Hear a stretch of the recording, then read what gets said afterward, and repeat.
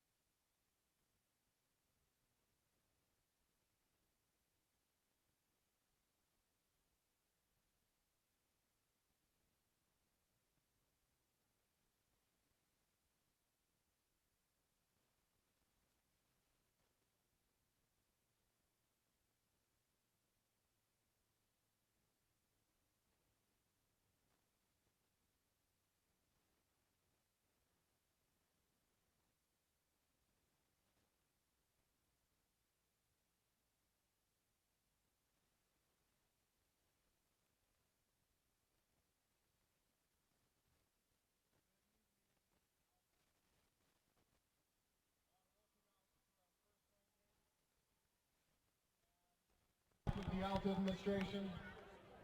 We would like to say thanks to the Canyon School District, our school board, Superintendent Briscoe, Assistant Superintendent McCary, Coach Brown, Mr. True, our cheerleaders, our football team.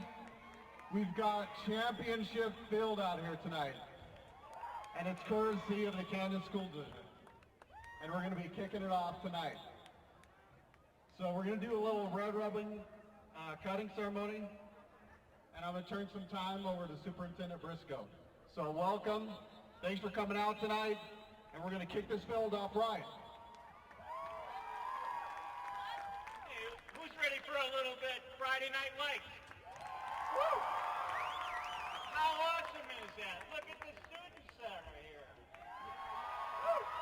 Proud you guys got to come out. I love the Hawks. Hey, I have to take a minute and commend our Board of Education. So they voted unanimously last year, and I want to thank them. And if you get a chance to personally thank them, please do so. Hawks, go Solo! Thanks, Superintendent Briscoe. We're going to go ahead and do the ceremonial cutting now.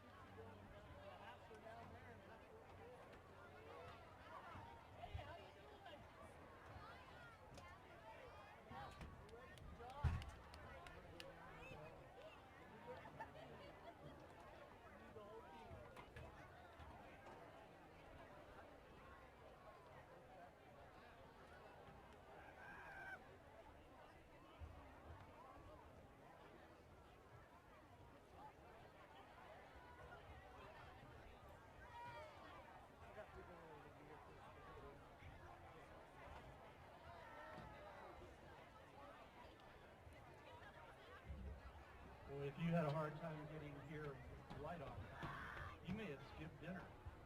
Hey, on the north end of the field, we have hot dog on a stick, chicken rice bowls, kettle corn, and tropical snow. Hey, especially for those of you on the east side, a tropical snow would go really good right now.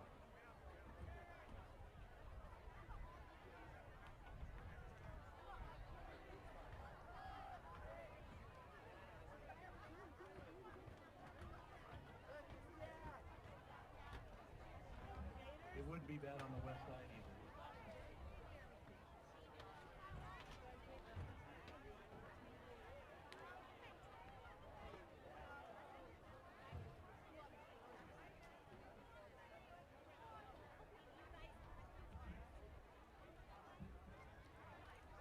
We would like to thank Tosh, the Orthopedic Specialty Hospital, the official medical provider for Alta High football.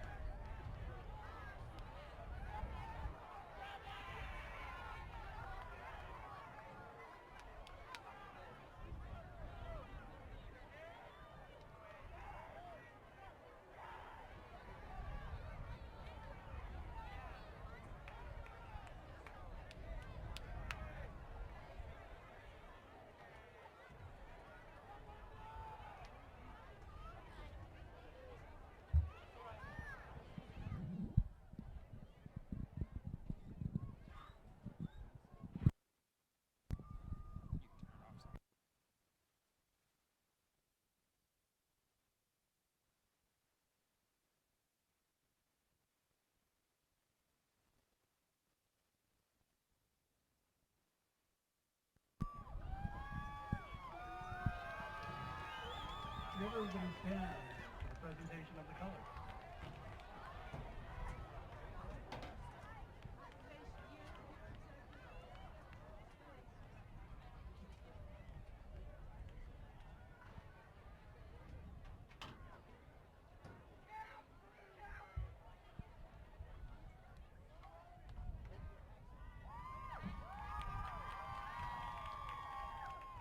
Tonight we're going with the pledge.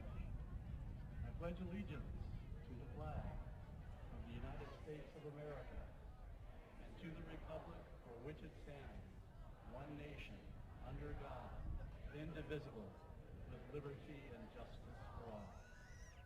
Thank you very much.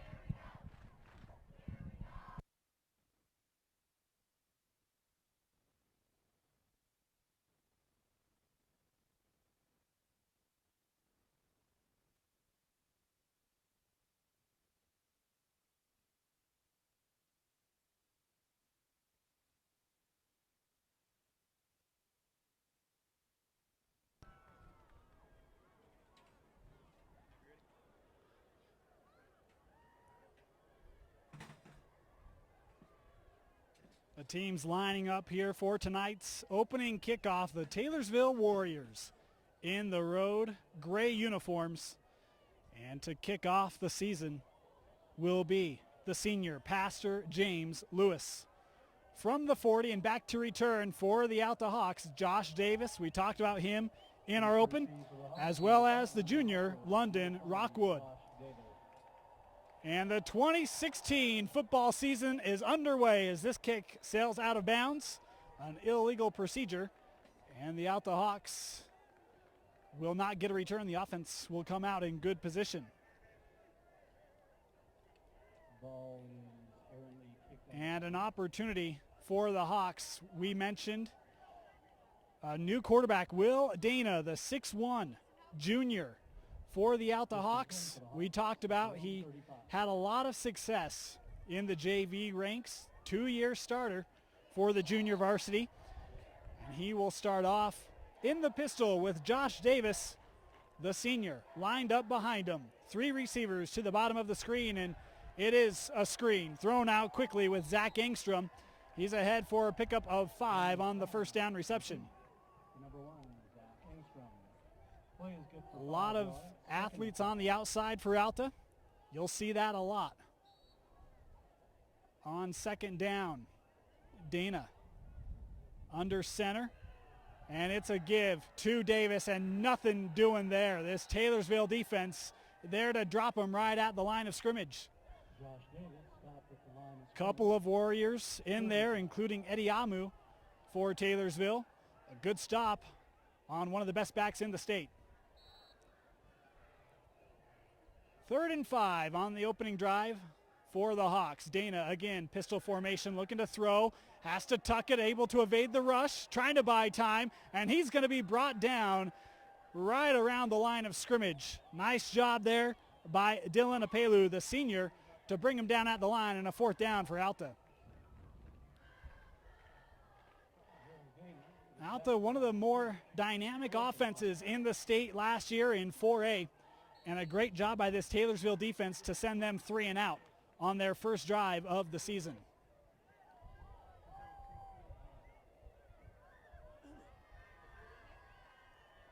Fourth down, a punt. And calling this one off is Eddie Amu. He'll let it roll down inside the 20. And Alta will down it at the 16.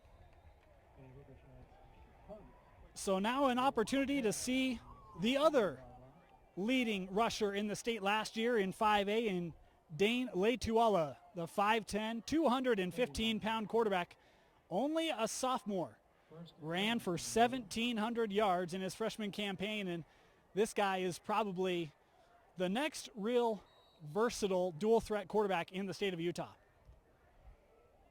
His first drive will start, and we've got a penalty flag here early on. So our officials going to signal it here. It will be on Alta. A 5-yard penalty there as Taylorsville was shifting, and Alta thought it was a false start. So a 1st and 5 for Taylorsville to start the season on offense. They do it again. Alta holds. And this give right up the middle. A good carry that time by Dylan Apelu as he's ahead to pick up 9 yards on the carry and a 1st down for Taylorsville.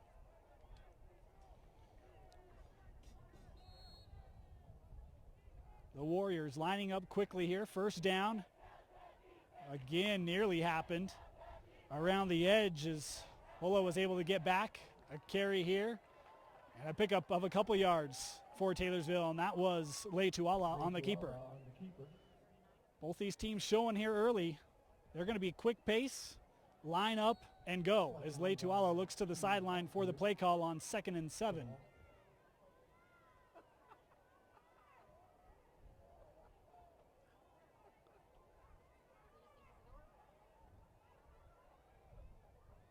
Letuala looks to throw over the middle. That ball on target and a good reception made by Jace Simmons, the senior receiver, up to midfield, across midfield, and another Warriors 1st down. Letuala, we mentioned the 2nd leading passer from last year, returning this year in 5A, threw for 1,600 yards. And off to a good start here. 1st down. Another pass, screen set up, dumped underneath with Apelu. He's down the sideline and steps out of bounds right around the 1st down marker. They're going to rule him out at the 40. He'll be just shy of the 1st. Like the play calling here from the Warriors to start things off. A few runs. Now letting Letuala warm up that arm a little bit. We'll get into that a little bit later. He's worked in the offseason to make his passing game more dynamic. 2nd and a yard, a low snap. Letuala gives, and not much there. This Alta defense up to the task, in on the tackle. It's Matahola, one of the captains for the Hawks, and it'll bring up a 3rd down. And we've got a Hawk a little slow to get up. That's MJ Tafisi, a junior and a kid they expect big things from this year for the Hawks, but he stays on the field on this 3rd and 1 to go.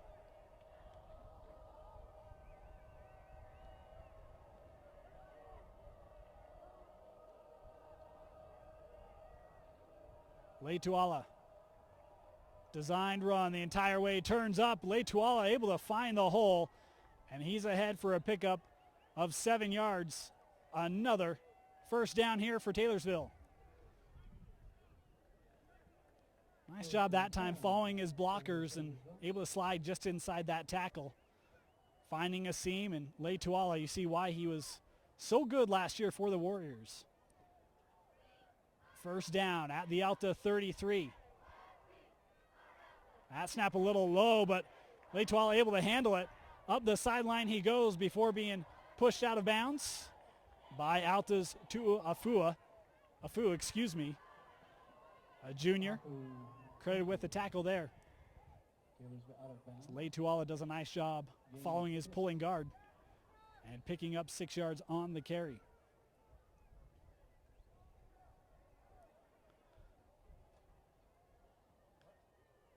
The balance paying off for Taylorsville. 2nd down, 4 yards to go. 3 receivers at the bottom of the screen. Letuala looking to the top. That ball caught by Chase Hess, the senior, one of the returning receivers for the Warriors, and a big target at 6'3", 215. He has the first down inside the Alta 20. Mentioned one of the lone returning receivers for the Warriors. Last year, Hess had a good season. They expect him to have a bigger one as a senior. Had about 200 yards receiving, and he'll probably be their go-to guy this year. First down, Leituala looking, end zone, going deep. That ball's intercepted. A penalty flag has come in on the play, but it's London Rockwood. I think it might be Hill. No, it is Hill. Is Hill able to return that ball from 8 yards deep in the end zone out to the 50. And it's Tyler Hill, the senior safety, with the first turnover of the season for the Alta Hawks, as we'll sort out this flag back at the 18-yard line as the officials will confer. That time, Leituala, he had receivers, but a little late recognizing it, making the throw. And this penalty on Taylorsville, it will be declined, and Leituala turns it over. The Alta Hawks forcing the big turnover. A great job there by Tyler Hill, and my apologies to him, as I couldn't tell if it was 5 or 6, but Hill on the opening drive with the pick, and Alta with the ball now at midfield. So the second opportunity of the game now for the Alta Hawk offense. As Dana comes out again. And in the backfield lining up will be 39. That is Afu. Kid who had a really nice game against East in the playoffs. Pitched back to Afu on first down. And he is wrangled down after a pickup of 2 yards on the play. Afu, a good combination of size and speed, 6 feet, 210 pounds. Against East in the playoffs, 7 carries, 45 yards and a touchdown. That's not easy sledding against the Leopards. Second down and 8. As an I formation for the Hawks. Afu the blocker for Davis. It is Davis. Looking left side inside the 45-yard line before being brought down on the play by Trey Cook, the junior defensive end.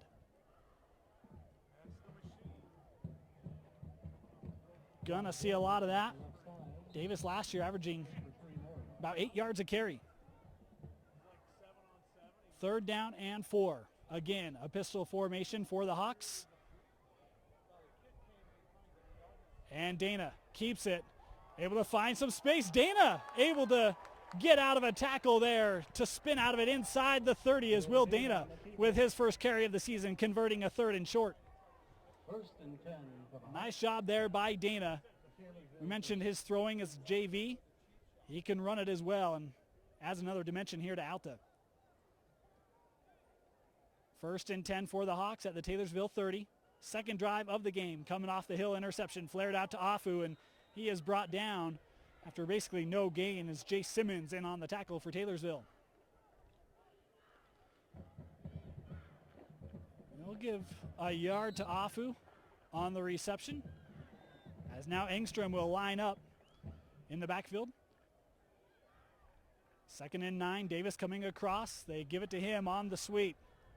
Davis trying to turn upfield, and a nice job there sticking with it. I think it was David Sturzer maybe for Taylorsville. Able to bring him down. Midway through the first quarter here. Still no score.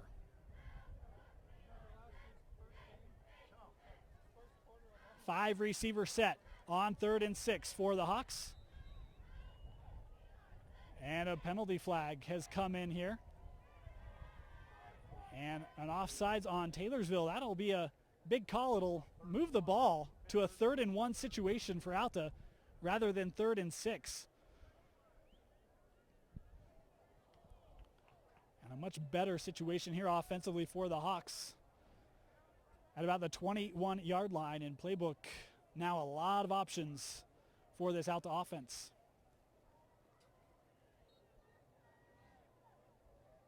As Dana looking to the sideline here for the play call.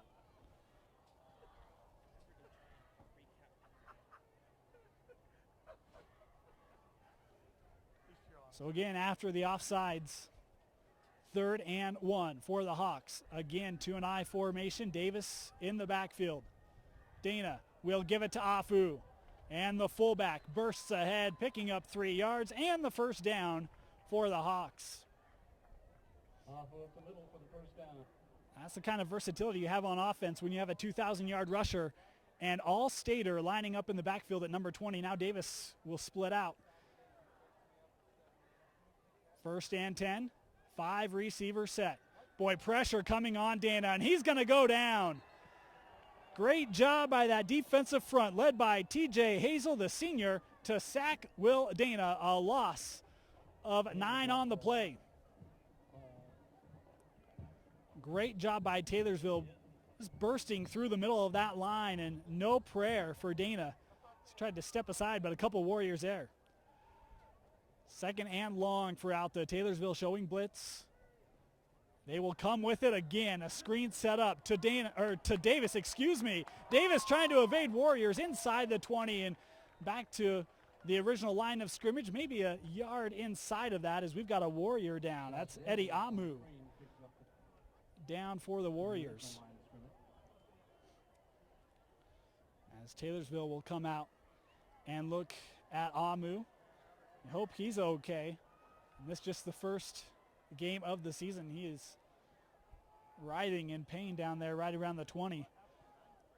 We'll take this opportunity to thank a couple of our sponsors. Academy Mortgage, when it comes to helping families and individuals become homeowners, Academy Mortgage is the first choice. Academy helped a record number over 41,000 families get into homes in 2015. The Salt Lake City-based lender has been delivering the dream of home ownership since 1988 by providing exceptional service and a broad portfolio of products and tools to tackle even the most challenging financing situations. Our values and integrity are just a couple reasons why Academy is ranked one of the top independent mortgage lenders in the United States. Go for the touchdown and turn to Academy Mortgage for all of your home financing needs. Go Hawks! As the Taylorsville staff still looking here at Amu. And Amu's had an impact in the first couple drives defensively. We've seen them get the ball to him as well. He's at least sitting up as they will help Amu up and help him make his way off the field for the Warriors. Good to see him able to get up. Reminds us of a game last year to open the season where had one of the best running backs in the state go down with a season-ending injury. And Cameron Forte of the Corner Canyon Chargers, he's still on the road to recovery, and continue to wish him well. 3rd down and 10 yards to go for the Alta Hawks. Ball at the 18-yard line. Dana throws. That ball complete inside the 10. Still on his feet. Touchdown, Hawks. Zach Engstrom would not be denied. A simple out route, and Engstrom able to avoid a couple of T-ville Warriors. And the Alta Hawks get their first touchdown of the season here with 3:45 to go. Great job by Dana that time. Able to find Engstrom and just let his leading receiver from last year take over. And the Alta Hawks take the early lead here. The point after try for Alta, up and good. 7-0 Hawks out in front. Extra point attempt is good, so at the 3:45 mark, your score is Alta 7. And give a lot of credit 0. on that drive to Tyler Hill, the senior safety. He's the man who intercepted that ball when Taylorsville was really having a lot of success offensively on that first drive. It was the Hill interception, returned to midfield. Dana and the offense able to strike gold in the end zone from 18 yards out. 7-0 Alta.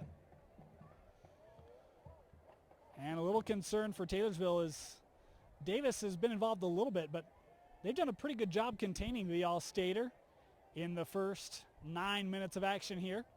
Trailing 7-0, but an opportunity now for Dane Leituala to come out and see if the offense can pick up where they left off before that turnover. Mentioned their ability to drive the football. Did a great job. They got inside the red zone before Lake Tuala just a little late on the read and turning it over. The Warriors, we should mention, they play in a tough Region 3. This was a team that made the playoffs back-to-back seasons for the first time since the early 2000s in 2013 and 14 before being placed in Region 3 with Bingham, Jordan, Brighton. Last year having a tough year, their first year in that region, and this year hoping for a little more success.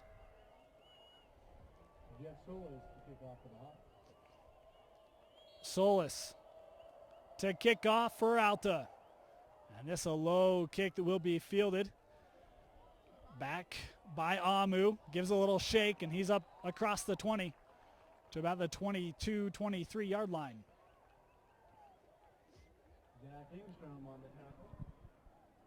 First and 10.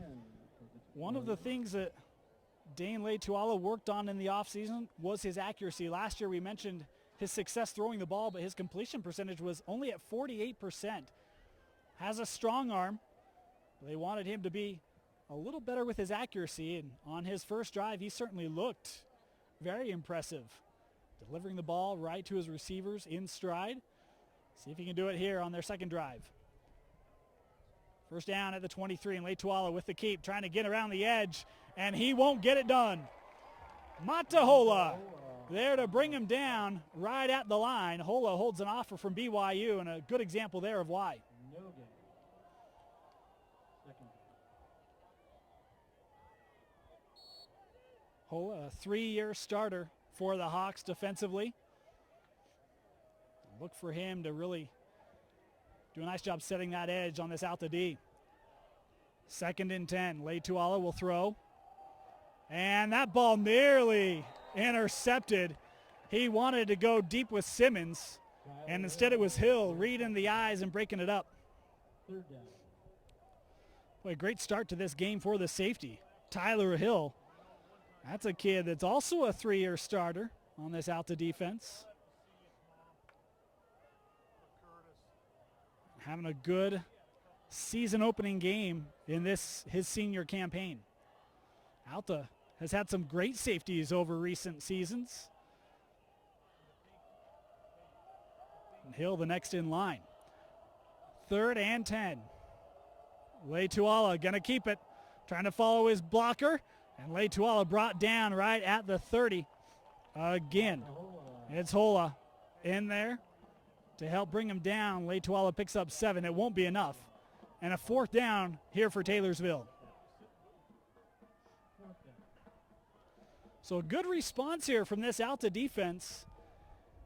After a bend but don't break mentality on the first drive, on the second Taylorsville offensive drive, it was a do not bend mentality, as they'll hold Taylorsville to a punt here.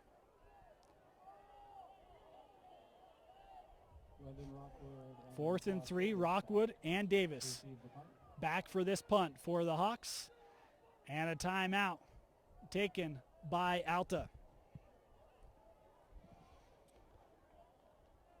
Alta High football is sponsored by Cook Orthodontics, creating confidence with beautiful smiles.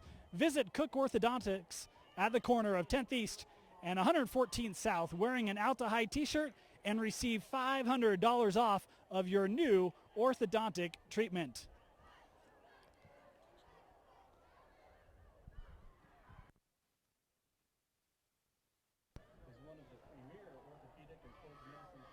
.2:14 left here in the opening quarter. Alta ready to receive what will be a 4th down and 3 punt from the Warriors. And really, it was a defensive stand by Matahola that really helped Alta on that. A couple of tackles on the drive, including one-on-one with Lake Tuala, and that's no easy task. They did a nice job bringing down Lake Tuala on the 3rd down run as well, and number 8 for Alta. Making an impact here early on. On to punt again is Pastor James Lewis for the Warriors. I shouldn't say again, he had the opening kick. Now his first punt of the game. This one A good kick sized up by Rockwood from his own 27-yard line, and he gets hit nearly immediately. Nice job in coverage that time by the Warriors. And Alta will start back at their own 33. It was David Sturzer, the sophomore, coming up to make the tackle. He'll stay on now on defense. As the Hawks ready to start their third possession of the ball game here, leading 7-0 with 2:05 left in the opening frame.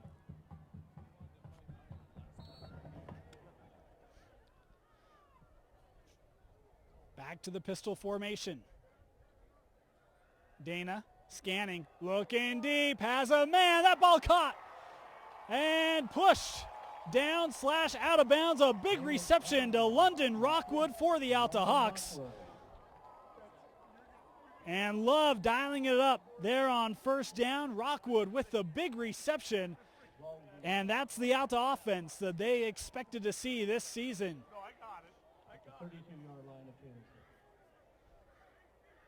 First down after the big reception to Rockwood. They go on the ground with Josh Davis, and he's got a hole. Davis looking to get outside, lowering the shoulder. Davis spinning off guys, and he'll finally lose his balance at the 21, picking up 9 yards. What a carry by Josh Davis. And that's the back, because we've got a Taylorsville Warrior down on the other end, and he's holding his leg down at about the 22, 23-yard line. We'll try to get a number for you there, as we've got an official timeout here to deal with the injury for the Warriors.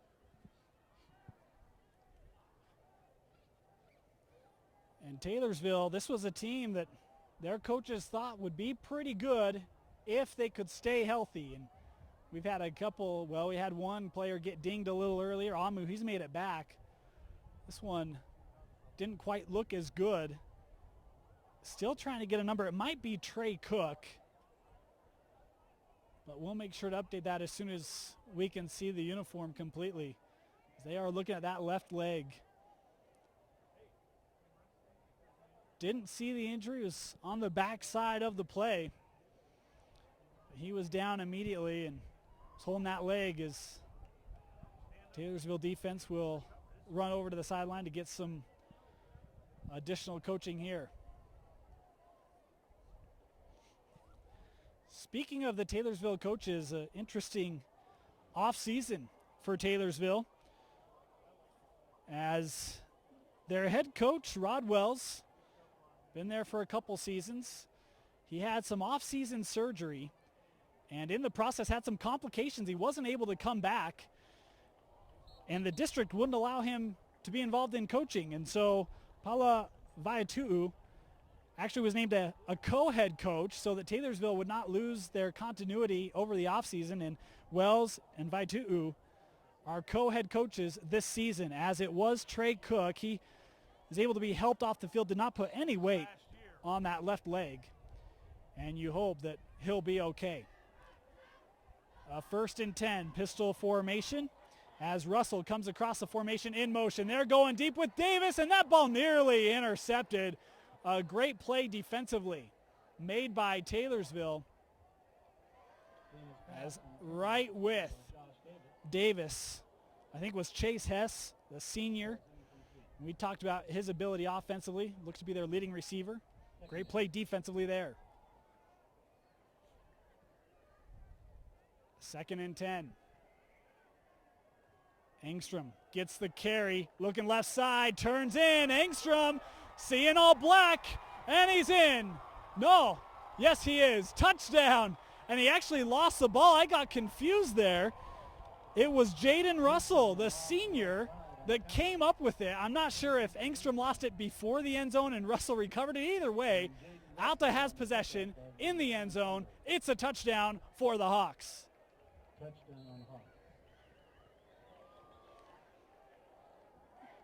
We're going to credit Russell with the fumble recovery and the touchdown. With 1:20 left here, the Hawks, the snap is down, the kick is up. It is 14-0 Alta. Extra point attempt is good. And for all the talk of Josh Davis, and Davis has had a good ball game so far, it has been Zach Engstrom that has really bitten the Warriors. The 18-yard touchdown reception on their second drive of the game, and that time a great carry. And even if he lost it at the 1 or 2 yard line, it was really Engstrom who got them to the goal line before Russell able to come up with the recovery. We mentioned Engstrom. He's was the leading receiver last year for the Hawks and the second leading rusher. I think they're going to look to get him a little more involved this year in the ground game they have here tonight. When you have a back like Josh Davis, so easy to overwork him, load up his workload, and you've got guys like Engstrom able to run the ball, share the wealth a little bit, and it's one of the reasons why this Alta offense is going to be so difficult this year in 4A. This kick, a good one, deep from the 5. Amu. Now, excuse me, that's not Amu. I think it's Simons up past the 25-yard line to the 29. And that's where Taylorsville will start on their third possession of the contest.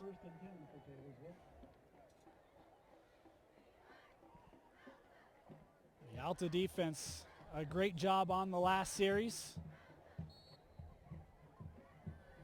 Maybe able to gain a few clues as to how Taylorsville wanted to attack them. And now the third drive, and an important drive for the Warriors here, trailing by 2 scores late in the first quarter.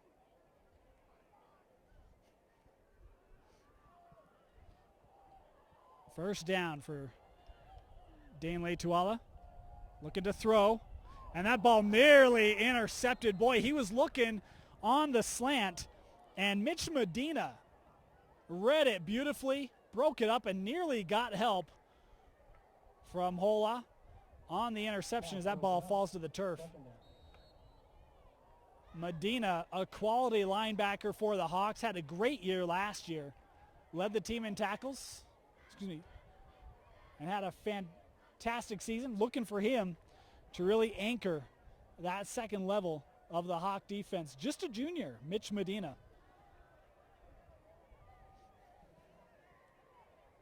Second down. Letuala looking to carry. Left side. Able to find a little seam, and he'll burst ahead, picking up 6.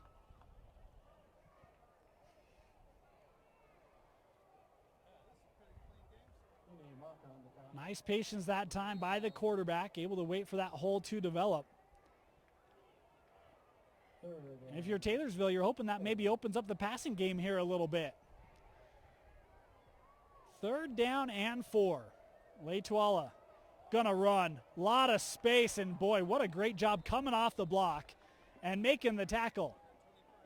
That time, I think it was Terrell Upemanu, it sure was, big number 53, the sophomore, able to come off the lineman and bring down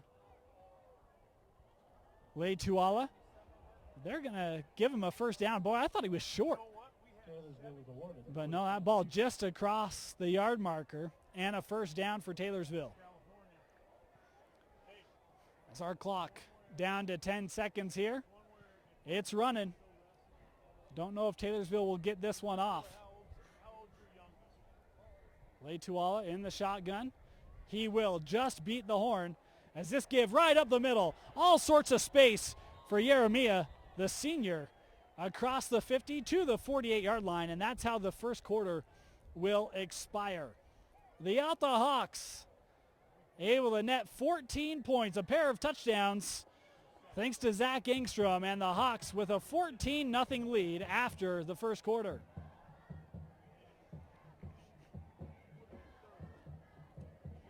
An opportunity, boy, if you're Taylorsville, you just get a couple first downs, and now you have a break here.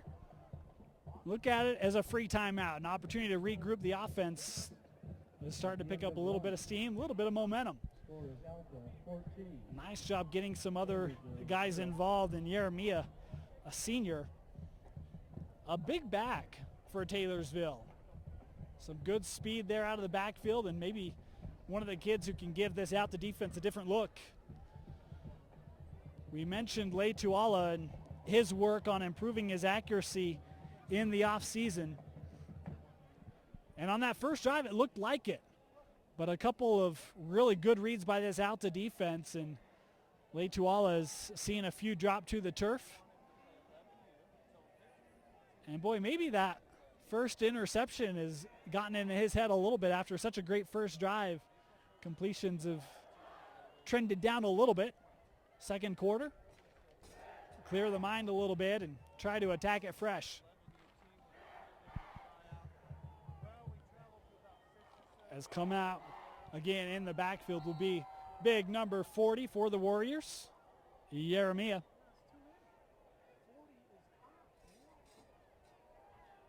And on first down for the Warriors to start the second quarter, Leituala keeps, and not much room. Beautifully read by Medina. So he came up and he was right with Jeremiah. He forced Leituala to keep it. And then he came off Jeremiah and took down Leituala while he was at it. And that's the kind of technique that will help you get to 119 tackles on the season last year. As a penalty flag here will advance the ball for Taylorsville. And that'll help out the Warrior offense a little bit.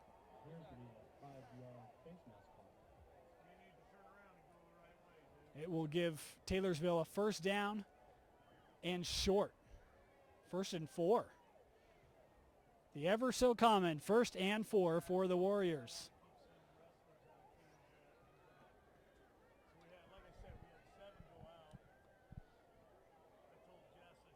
It's Taylorsville trying to get lined up here. A little confusion. And with that, a delay of game penalty.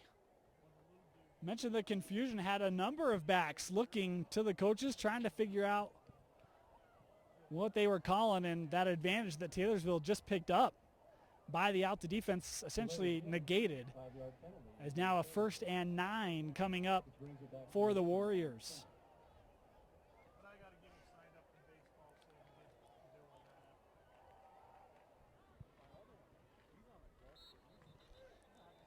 And again, now our officials trying to get organized here. And multiple units having some miscommunication issues. Got it all straightened out. Taylorsville out. Couple penalties, and we've got 1st and 9 for the Warriors. Leituala coming across. Simons, he'll get it on the sweep, turning upfield. A nice carry that time by Jace Simons up to the 41-yard line, picking up 6 yards on the play. You see Taylorsville trying to spread out this Alta defense a little bit, trying to find some running lanes for their backs. Second down and 3. Leituala gives again on the carry. Pastor James Lewis, the senior, he'll pick up the first down as he gained 4 on the play.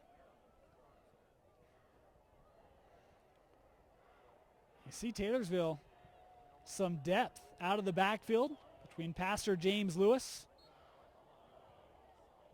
Jeremiah, Pastor James Lewis on the counter, he carries for the as well as Simons.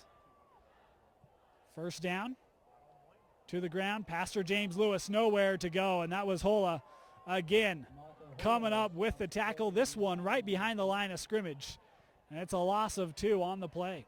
loss of 3, 2nd and 13.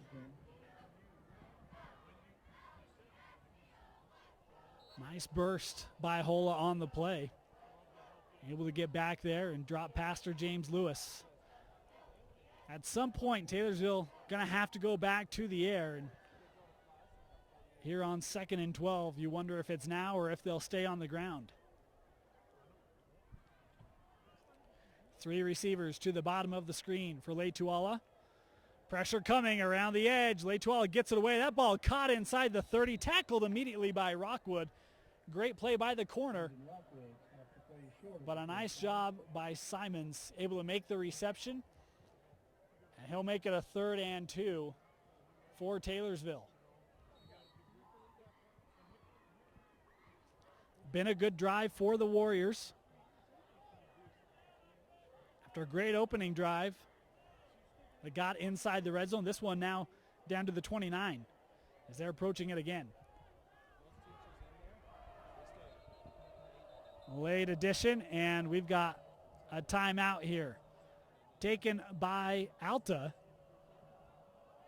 with 9:10 left here in the second quarter, and that will be the second timeout called by Alta here in the half.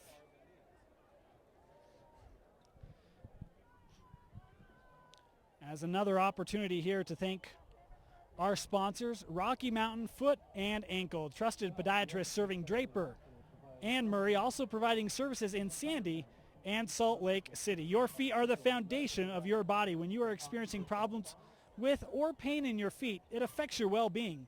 These problems can make it difficult to manage all aspects of your life in a healthy and productive way, and seeing a podiatrist could be the right answer. Our podiatry specialists understand this and take our commitment to your better health seriously. Our podiatrists are here to help you build a strong and healthy foundation by addressing any podiatric issues that may be keeping you from your best self. Visit Rocky Mountain Foot and Ankle for all your podiatry needs. 3rd and 2 coming up for the Taylorsville Warriors. Alta leading 14-0. The defense has pitched a shutout so far here. 9:08 left in the second quarter. A big third down here for Taylorsville. Leituala keeps it, looking right side, and Leituala has the first down to the 24-yard line. Another great job of bursting through the hole. And with his size, see the speed, 5'10", 210. Tough guy to deal with. A nice job by that offensive line. We mentioned earlier 3 returning starters up front. And that's key when you're going against a defense like Alta with a lot of experience, a lot of size, really helping this rushing game for Taylorsville. First down. Leituala gives off. I think that was Pastor James Lewis picking up a pair.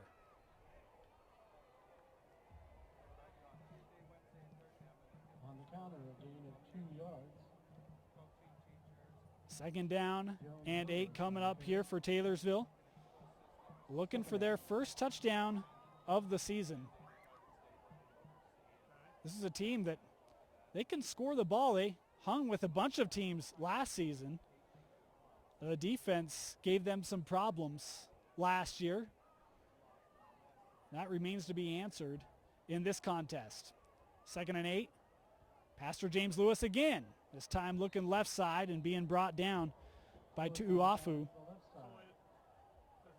Number 39 for Alta, the junior, in on the tackle.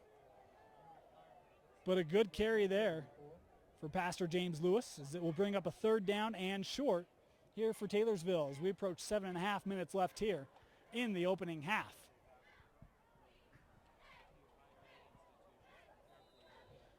And a timeout going to be taken here by the Warriors.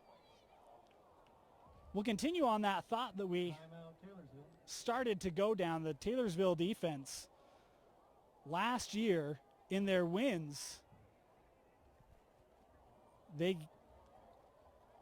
did a great job of holding down opposing offenses. In fact, they only gave up, I think it was 14 points per contest in their wins. In 3 of them, they gave up 24 total points in their 3 wins. In their losses, they averaged 40 points per game given up. And tonight, 14 in the first quarter is trending towards that second statistic, the 40 points given up as opposed to the 24 in 3. So that'd be an average of 8. But in fairness, they're going against maybe the best offense in 4A. And a difficult task for Taylorsville on a defense that returns 6 starters off of last year's squad. 3rd and 4. It's Lay Tuala looking to throw. Going to Hess. That ball nearly intercepted. And guess who? Tyler Hill, number 6, making the play and breaking up the pass from Lay Tuala. Well, I tell you what, Lay Tuala, he may see number 6 in his sleep tonight. 1 interception. A great opportunity at 1 there as he read it beautifully on Hess. And Hill's had his great night continues here. Is now a 4th down coming up for Taylorsville. And a decision for Coach Wells.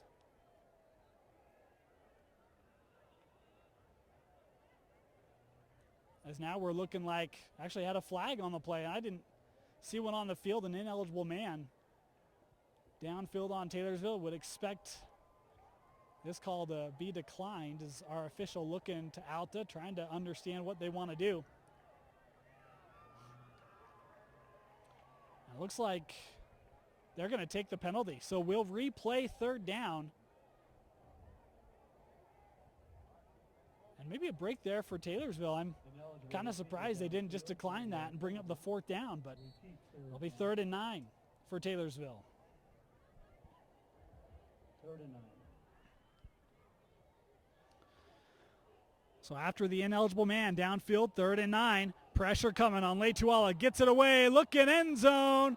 And a flag's going to come in here as Zach Alsop, the senior, was man-to-man with the Taylorsville receiver in the end zone. I think it was Eddie Amu. And they're going to flag the corner here for pass interference. And that will be a 1st down for Taylorsville. So the decision there to take the penalty might come back to bite Alta here. Is it would have been a 4th and 4 instead of 3rd and 9, and a penalty gives Taylorsville a 1st down. That will move the ball to the 11, and life still for the Warriors here.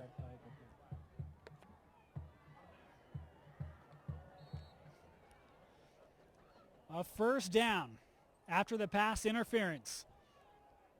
Lay Tuala keeps it, and he's brought down at the 10, MJ Tafisi, with a solid tackle there on Lay Tuala. Good job sticking with him and bringing down the big quarterback. Looked like he had some space there. A nice job by Tafisi. Able to deal with that cleanly. As mentioned, a kid that Alta expects a lot from this year, and maybe a breakout year coming his way. Just a junior, but 6'1", 220. You can see there, physical player and some good speed, wearing number 44 this year for the Hawks. I think so. Hell, I don't know. 2nd and 9, and whistles again. A timeout here going to be taken by the Warriors with 6.5 minutes left here in the 2nd quarter.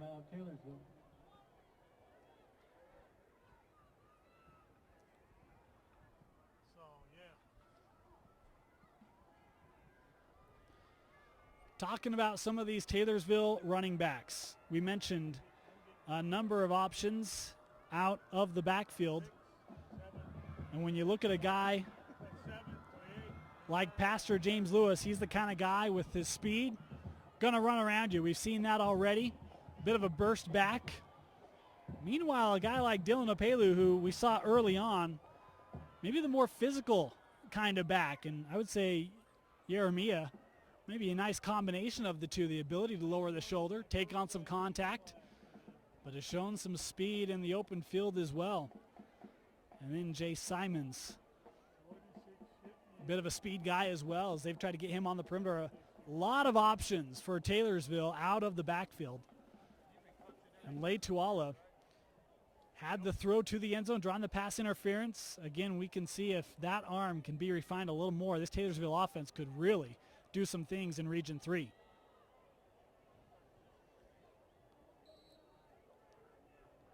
Second down and 9. Lay Tuala run all the way, and he'll pick up a pair of yards. And nice job that time by Alta collapsing to help limit the carry. That's the kind of play where you load up the line of scrimmage, have a couple guys off the line, but in such a bunch formation, becomes fairly easy for a defense to really collapse down and take away rushing lanes, as they did there. And Leitwala able to pick up a pair, and good on him, but it will bring up a 3rd and long here inside the 10 for Taylorsville. Inside of 6 minutes remaining here in the first half, still 14-0 Alta. Leitwala, designed run, turns up field inside the 5, and Leitwala brought down at about the 3-yard line on the 3rd down carry before being brought down by a couple Hawks there, and now a 4th and 2 coming up here for Taylorsville.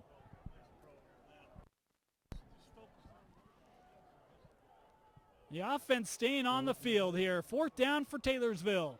Leitwala again looking for a lane, and he is stopped short. Trying to move the pile. I thought the official came in to spot it. Now the arms are up. The Alta Hawk defense makes the hold, and Taylorsville will turn the ball over on downs at about their own 2-yard line. And a great job by this Hawk defense responding to the call quickly to make the stop on Leitwala.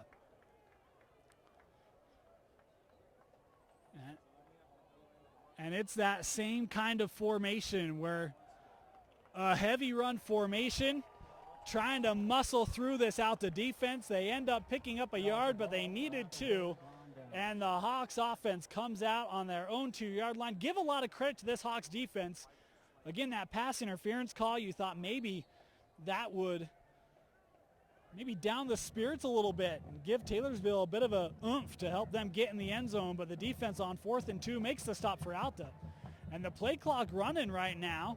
Alta offensively still in their huddle. I would expect a timeout to come as the play clock inside of 7 seconds left. Of course, what's the worst thing if you don't take the timeout? You lose a half yard. They will call it here. That's their final timeout of the half with 5:13 left.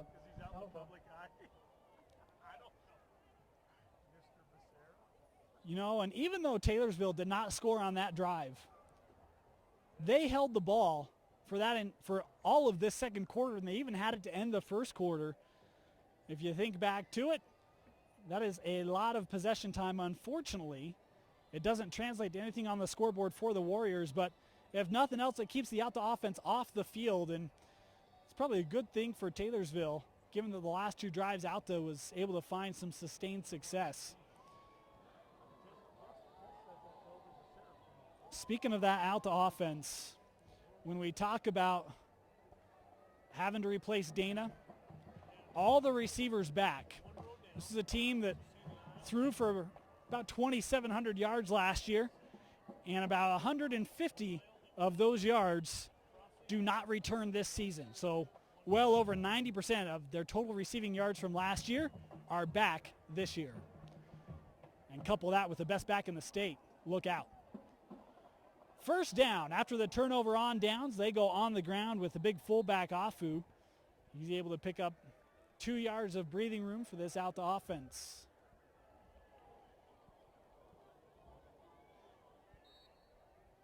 As Alta will make some mass changes here for 2nd down and 7 coming up.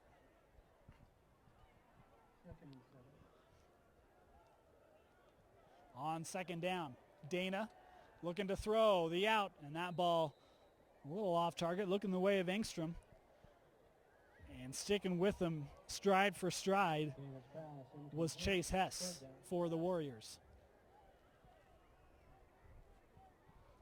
That was one of the plays that led to the first Alta touchdown, excuse me.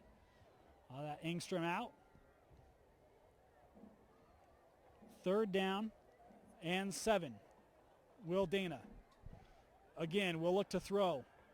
Looking over the middle, pressure coming. Dana able to escape it, and boy, he had a receiver open, but the pressure was bearing down on him, and he couldn't get enough behind it. Was looking the way of Rockwood, but it was a great job stepping up by Josh Sturzer, the senior, able to force pressure on Dana, and a 4th down for Alta. So a lot of credit to this Taylorsville D. Of course, Alta had 98 yards to go, but they only gave up 2 yards in the 3 plays, and Alta on to punt here with 4.5 minutes left. Taylorsville with an opportunity to get good field position. The punt, a low kick that's going to take an Alta bounce, picked up on the bounce by Amu up the sideline, and they say he stepped out of bounds. As we've got a penalty flag down right at about the 23-yard line, we'll sort that out. Ball spotted on the 32 after the Eddie Amu return, pending the outcome of the flag.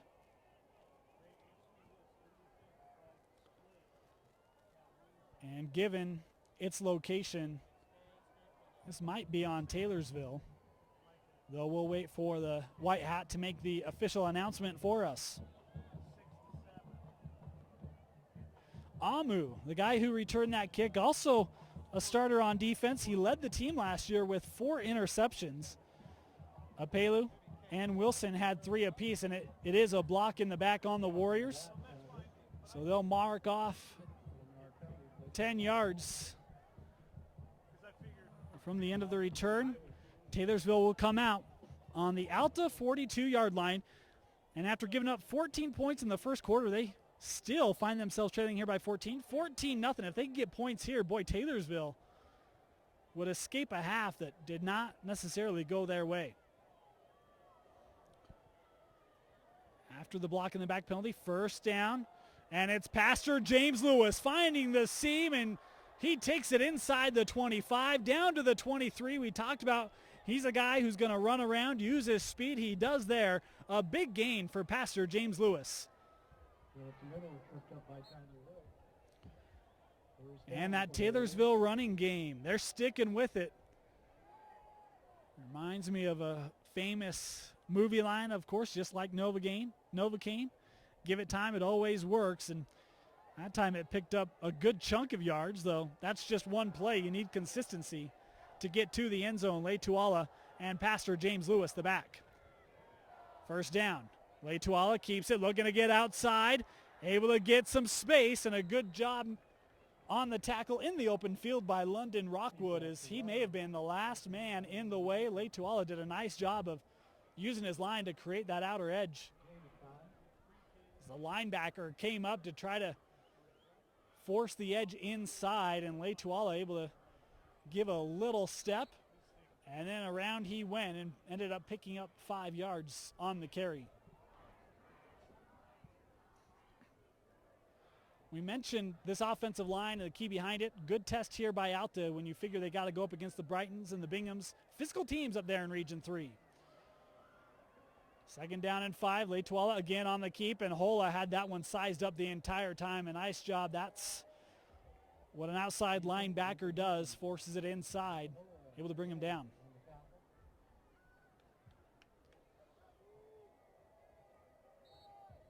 It's Taylorsville. They'll have the ball on the 16-yard line. And this being the first game of the season, not sure where they're comfortable with for field goal range. Got to think on this possession, if you're comfortable taking it, you might as well go for it. But that being said, had it inside the 5 and elected not to take points then. Third down and 3. Motion by the Warriors. And a flag here. This play will be negated, as Leituala would have had the first down, I believe. But I think the motion man started moving towards the line of scrimmage before the snap. And I believe this play is going to be coming back. As again, our officials discuss here.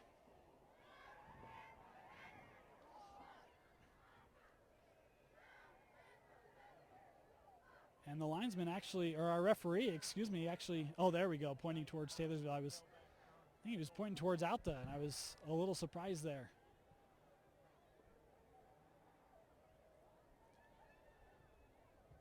Still looking to sort this one out.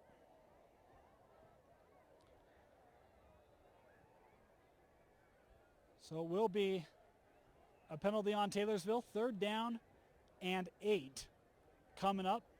2:29 left here in our opening half.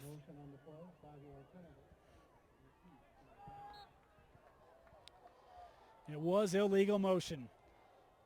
Leituala On third down, going end zone, has a man, and that just through the outstretched arms of his intended target, maybe a half yard out in front of Eddie Amu. But boy, that's one that I thought Amu, boy, it was right close as to whether he could bring that in, and it'll bring up a fourth down now for Taylorsville. Well, that's a tough throw, and a lot of credit to the sophomore Dane Letuala as that route run between the corner and the safety. Amu runs it great. Letuala, the throw is right over the top, and a tough catch that just goes through the hands. And unfortunate for Taylorsville as they now looking at the play clock. It's inside of 10 seconds. They're going to use their last time out of the half here and try to figure out what they want to do.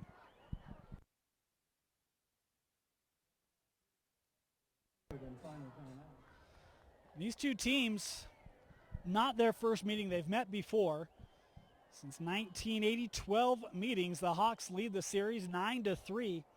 But the most recent meeting was back in 2014, and the Warriors came ahead 23-17 just 2 seasons ago. Ironically enough, Josh Davis, the senior, had 6 carries in that ball game, 83 yards. He's had success against the Warriors before, and he's had a good first half here. Zach Engstrom has been the guy for Alta. But Davis has certainly helped the cause tonight for the Hawks offensively, and Will Dana hasn't been too bad in his own right. This Taylorsville secondary has done a pretty good job down the field. Not a lot of big play opportunities for the Hawks to this point. 4th down and 8. The offense on the field. Letuala to throw. Pressure coming. He's lofting it to the end zone. Caught and a touchdown for the Taylorsville Warriors. It's Jay Simons on 4th down and 8. A 21-yard touchdown pass. And the Warriors strike here late to get back to within 1 possession. Boy, good throw there by Letuala. And Simmons does a nice job. Man-to-man coverage going up over the defensive back and making the catch. And Taylorsville with their first touchdown of the season. And now the point after try as a penalty flag has come on from our linesman. As he rushes in to explain the hanky here.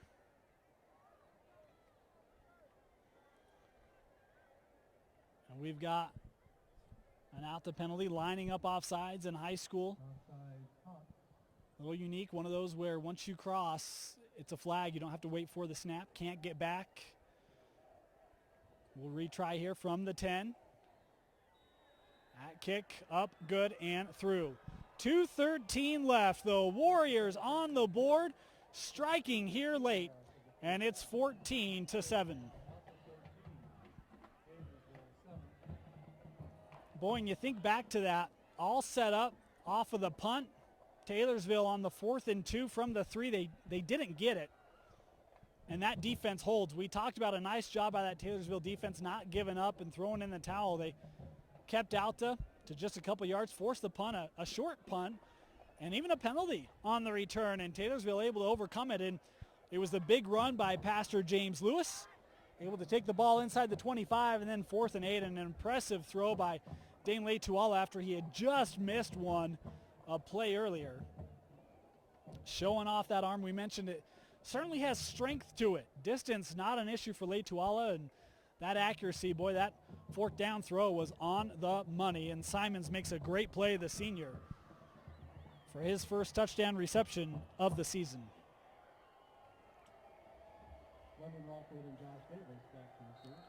Pastor James Lewis to kick off here for Taylorsville. A good kick, and it will be Rockwood from his own 5-yard line. Looking up the middle, has a seam. London Rockwood, and he's across the 50. Rockwood still going inside the 40 before being gain tackled down at the 36-yard line.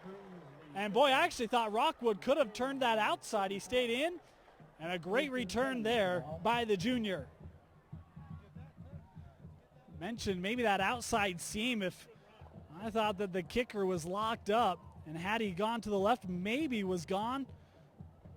But either way, a great return, and Alta with an opportunity to strike here late in the half. After the great return, first down for Alta, and Dana under center, 2:02 left. They stay on the ground with Engstrom, and not much room there is coming up to make the tackle. David Sturzer again, the sophomore, able to stop him after a gain of 2.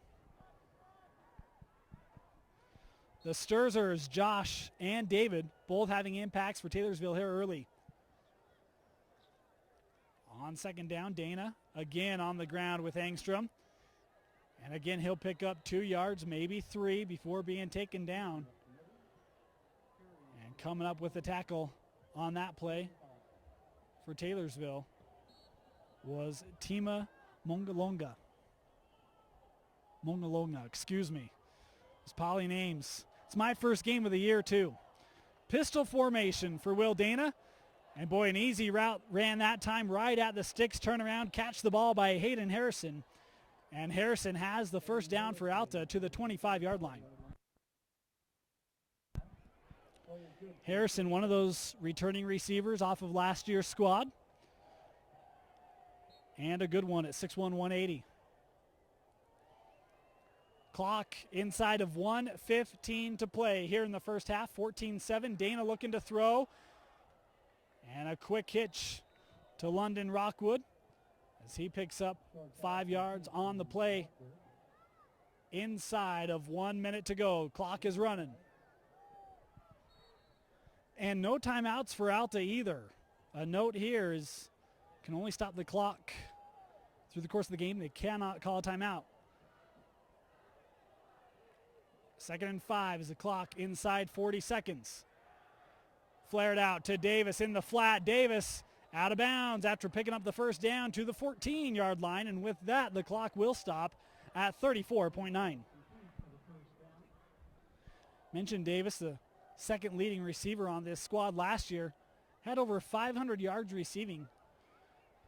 They'll do it out of the backfield. They'll line him up as a receiver as well. Very versatile athlete. Has 5 offers, and I would suggest that many more to come as schools continue to gather tape on Josh Davis. First down for Alta on the 14-yard line, leading 14-7. Looking end zone. Guess who? Touchdown, Alta. Zach Engstrom with 29 seconds left from 14 yards out. And Dana with his second touchdown pass of the night, the second one to Engstrom. And the Hawks, boy, Taylorsville, you thought the touchdown with 2 minutes left, you thought that'd give them momentum, but the great return put on by the Hawks, London Rockwood, and the touchdown for Alta coming with just 30 seconds left. Maybe a bit of a backbreaker there for Taylorsville as the PAT is good. That will make it 21-7. Here at Alta High School, the Hawks out in front late here in the first half. And a great throw that time by Will Dana. I mentioned his success at the JV level, and they didn't really showcase the arm on that drive much. They didn't have a lot of room to go. Run the ball, flare it out, and then catch Engstrom. And some confusion in that secondary as receivers crossing routes allowed him to be wide open. And that ball, I'll tell you what, not an easy throw to go to the end zone sideline and able to deliver it right to Engstrom, who ran the route beautifully. And last year's leading receiver, leading the way here in the first half as well. And Engstrom, just a junior, 6'1", 194. He's got another year here at Alta, as does Will Dana. So that duo you'll see a lot this year and next year as well.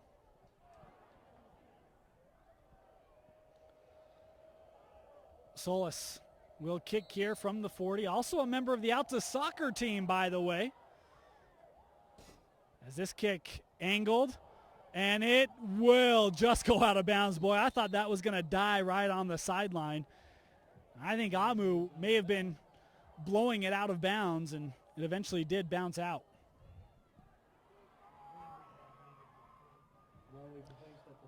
So that'll come out to the 35-yard line on the illegal procedure.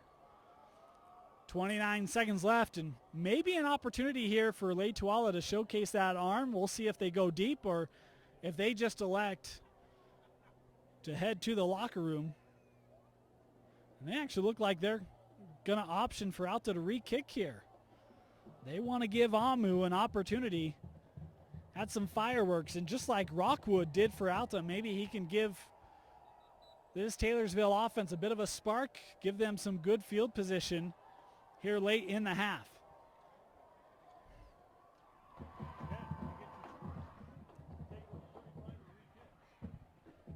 Of course, you also run the risk of not getting to the 35, but with less than 30 seconds left and an offense that not really sure of its big play potential at this point, maybe you just are rolling the dice and hoping for the big play at the right time. So the ball backed up 5 yards for the kick from Solis.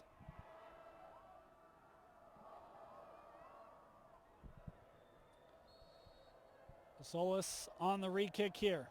And again, angling towards the boundary, and that one doesn't have a shot, and another flag here. You know, interesting, we've seen this actually in the NFL preseason with some of the adjusted rules there.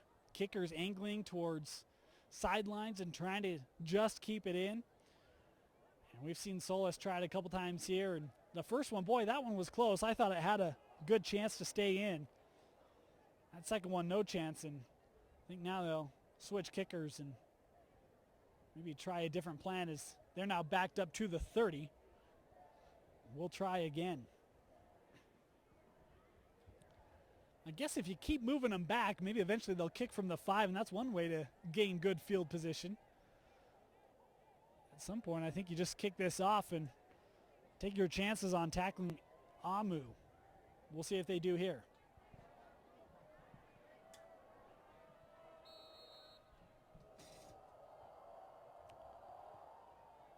This kick is straight away, and Amu retreats to the 11. Boy, and good coverage by Alta. Amu able to get around the edge. He'll be pushed out of bounds at the 31 as a late penalty flag comes in at about the 25-yard line, and we'll try to sort this one out. This may be on the Warriors. But with 21 seconds left, and the ball at the 32 is where it's spotted right now. I wouldn't expect Taylorsville to try much, and backing it up probably wouldn't change the offensive game plan here too much for Taylorsville. It is a block in the back on Taylorsville, so back it up. That will be from the spot at the 25. A 10-yard penalty. Taylorsville with 1st and 10 now at the 15-yard line when all is said and done. So the gamble, a difference of 20 yards for Taylorsville. After the penalty, the ball ends up at the 15-yard line. So after the penalties on the kicks, or penalty on the kick, 1st and 10 from the 15, Tuala gonna keep it. And looking to get outside, he will run out of bounds. And a late flag comes in, and boy, they might hit this on Medina, which I would be shocked if they did, as Tuala was out of bounds. And they may say that as little contact as there was, it may have been after he had stepped out. And we'll get the call from the officials if that is. I mean, they're marching off the yardage right now, and I don't think many are going to like that call. But I will tell you, when you look at the points of emphasis this year, illegal contact is one of them. And that, even though he didn't clear Tuala was out of bounds, and not a lot of contact there, but it's a point of emphasis. All of those illegal contacts, the roughing, trying to cut it out of high school football this year, and an early notice there. And boy, it didn't take much to draw that flag. So after the penalty, 1st and 10 at the 40, Tuala will hand off to Pastor James Lewis. Nothing there. With that, the clock will expire. The Alta Hawks, a strong start here on their brand new Douglas Anderson Field. They lead 21-7 over Taylorsville at the half.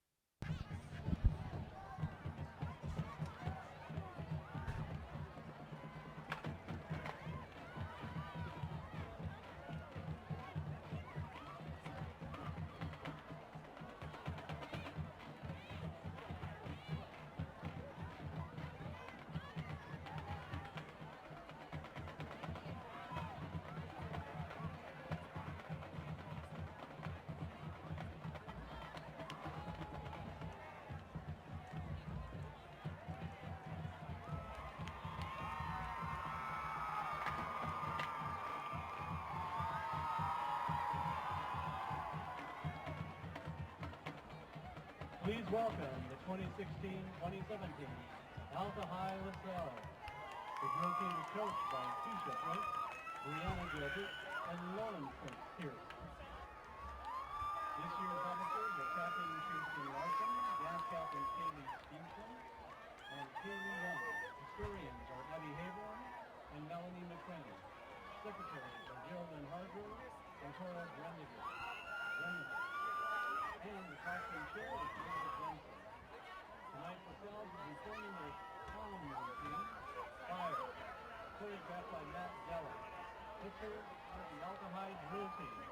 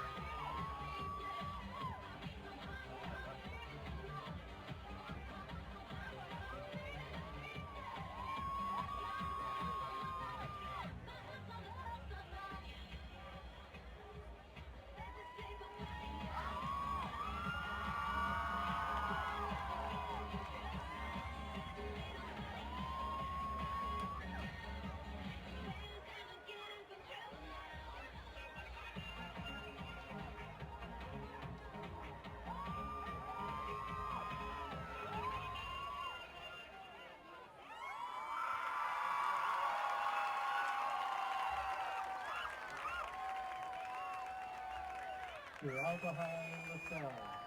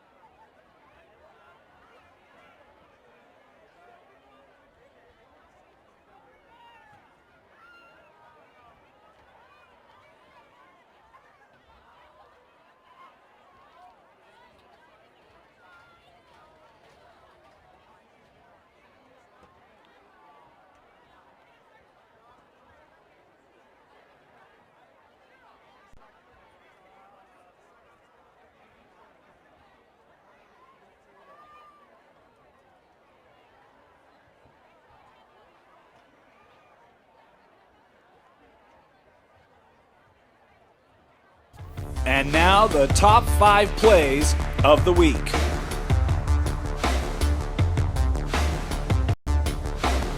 Number 5, Alta at Corner Canyon, and the Hawks were flying around defensively. Carson Snuffer coming over from second and making the big out for the Hawks.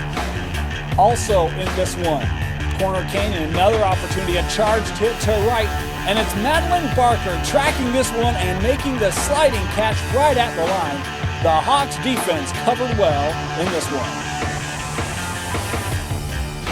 Number 4, Westlake at Pleasant Grove, and it was a home game for Pleasant Grove. Pun intended, loose ball, and it's Derek Holmes able to knock that one in for the Vikings.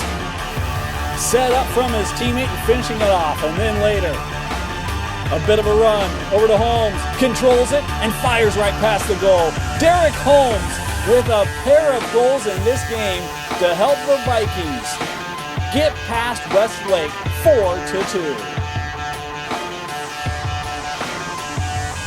Number 3, Davis and Layton, a great soccer rivalry. The corner from Layton, the Davis defense was up to the task all day in this one. As this one fired on net, Kennard with a nice catch there to keep it out. Later, the Lancers, a free kick. Kennard getting help from that defense, heading it out of harm's way. And then in the second half, a free kick for the Darts, served in the box, and Hayden Lawson sends it home. Headed in the game winner off the free kick coming from Larson. Another look at it.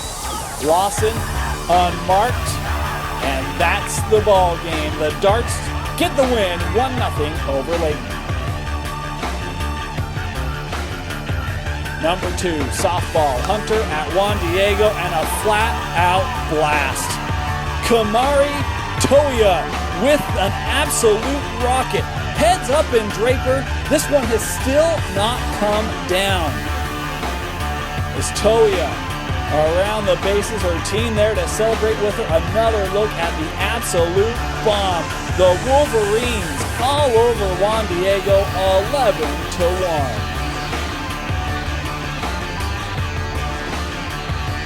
And our top play of the week, back to Weaver we go in overtime.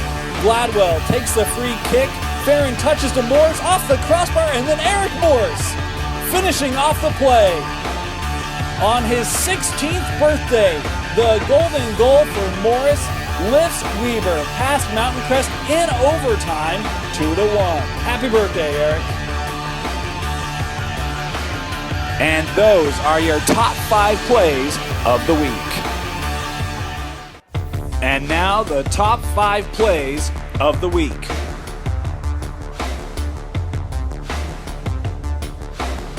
Number 5, Alta at Corner Canyon, and the Hawks were flying around defensively. Carson Snuffer coming over from second and making the big out for the Hawks. Also in this one, Corner Canyon, another opportunity, a charged hit to right, and it's Madeline Barker tracking this one and making the sliding catch right at the line. The Hawks defense covered well in this one. Number 4, Westlake at Pleasant Grove, and it was a home game for Pleasant Grove. Pun intended, loose ball, and it's Derek Holmes able to knock that one in for the Vikings. Set up from his teammate and finishing it off, and then later, a bit of a run over to Holmes, controls it, and fires right past the goal. Derek Holmes with a pair of goals in this game to help the Vikings get past Westlake 4-2.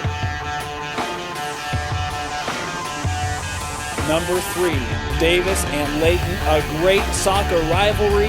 The corner from Layton, the Davis defense was up to the task all day in this one. As this one fired on net, Kennard with a nice catch there to keep it out. Later, the Lancers, a free kick. Kennard getting help from that defense, heading it out of harm's way. And then in the second half, a free kick for the Darts, served in the box, and Hayden Lawson sends it home. Headed in the game winner off the free kick coming from Larson. Another look at it. Lawson unmarked, and that's the ball game. The Darts get the win 1-0 over Layton. Number 2, softball, Hunter at Juan Diego, and a flat-out blast. Kamari Toya with an absolute rocket. Heads up in Draper. This one has still not come down. As Toya around the bases, her team there to celebrate with her. Another look at the absolute bomb. The Wolverines all over Juan Diego, 11-1.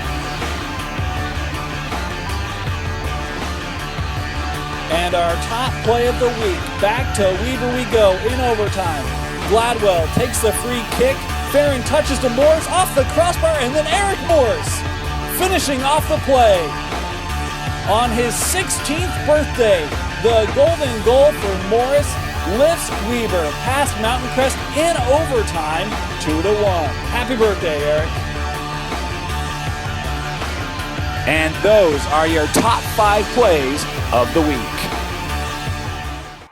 And now the top 5 plays of the week.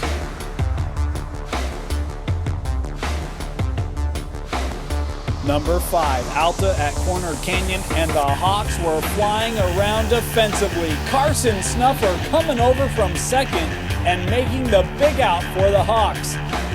Also in this one, Corner Canyon, another opportunity, a charged hit to right, and it's Madeline Barker tracking this one and making the sliding catch right at the line. The Hawks defense covered well in this one. Number 4, Westlake at Pleasant Grove, and it was a home game for Pleasant Grove. Pun intended, loose ball, and it's Derek Holmes able to knock that one in for the Vikings. Set up from his teammate and finishing it off, and then later.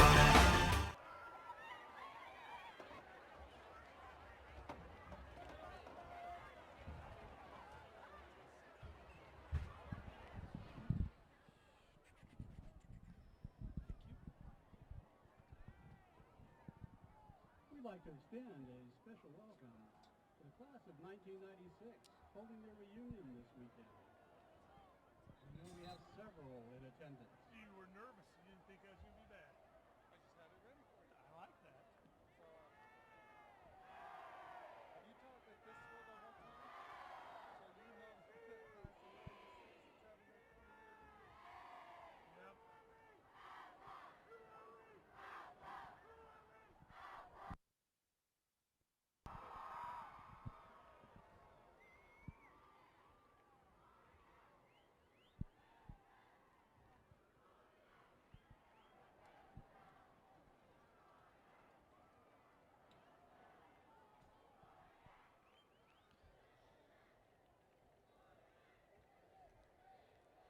And Taylorsville will receive the kick to start the second half. Trailing here 21-7. A late touchdown by the Warriors made it 14-7. In case you're just joining us, it was Leituala to Simon.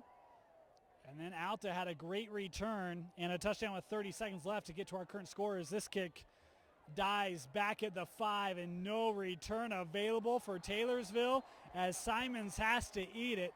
They will grant him progress at the 4, but the Warriors are backed up to start the third quarter.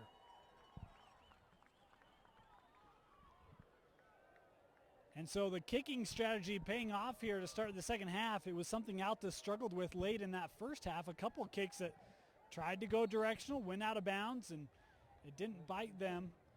But there, a great job of pinning Taylorsville deep here.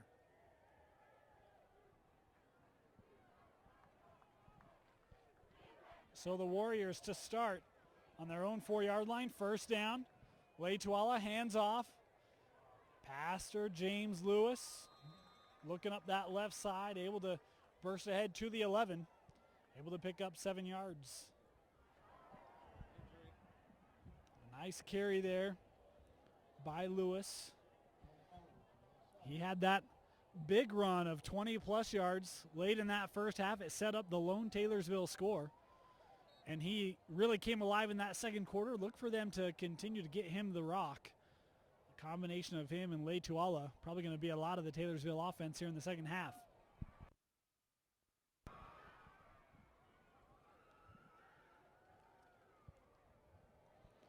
Second down, 2 yards to go. Letuala hands off again. And able to pick up a couple yards. I think the ball came out, but they rule the player down. Going to be real close to that first down. I think Taylorsville has it. As the spot right at the 14. That's where the stick is. And they do. Say a first down for Taylorsville. One of the advantages of running like this is you keep that Alta offense off the field. It was key for Taylorsville in that third. They owned possession for the entire first half of that quarter. Allowed them an opportunity to stay close enough to strike when they had the opportunity. First down, Letuala. That snap, boy, was almost leading him into the run as Letuala able to pick up 13 yards, 14 yards on this off-tackle carry. And again, you just see him that time follow his back, the lead block. A nice hole right through that right side, and all out the helmets accounted for as Letuala picks up a good chunk.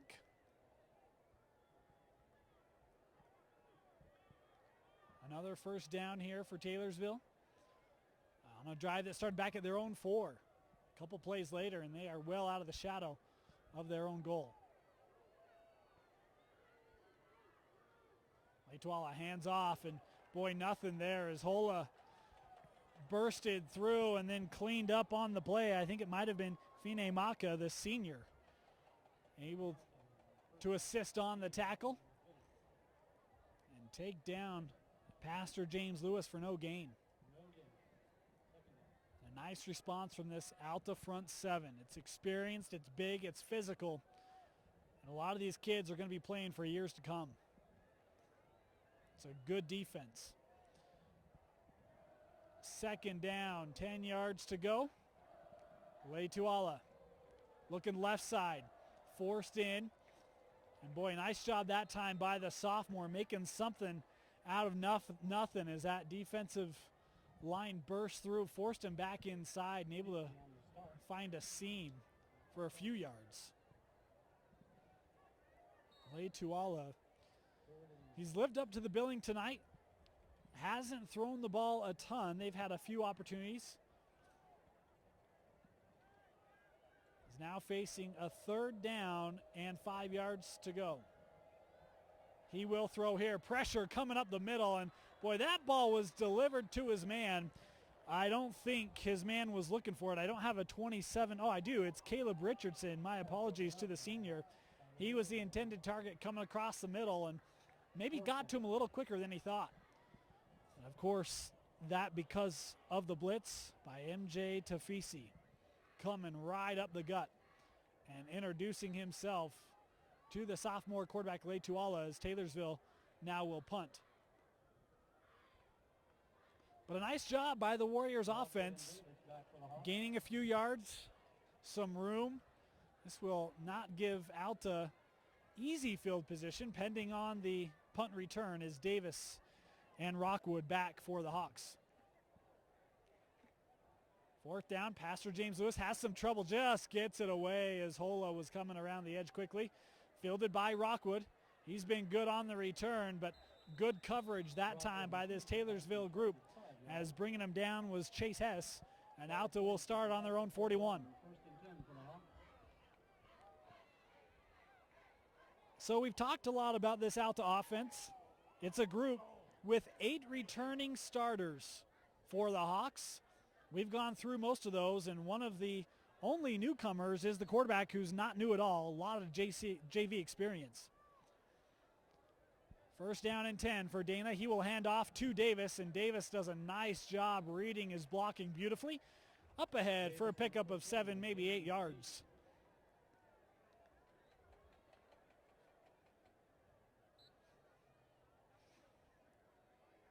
Well, they're going to spot him back a little bit.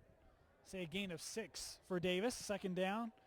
This ball thrown out quickly to Landon Maxfield, and boy, he went down quickly. Taylorsville collapsing down on him. A couple Warriors getting Maxfield down quickly. Third down and a yard to go. Dana will hand off to Davis, and he is able to keep his feet long enough to get to the 49. One official has a first down mark. The other's shy by about 3 inches. We'll see where they spot it. Looks like we may have a measurement coming up here. So our referee gives a look. He will signal a first down. First down. Nice job by Davis that time. It was a clean exchange, but couldn't tell if he got tripped up in the process or not. Was able to get ahead for the first regardless.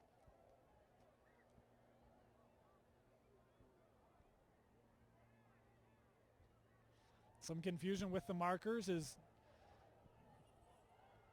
officiating crew again trying to figure this out. There we go. They will grant the first down.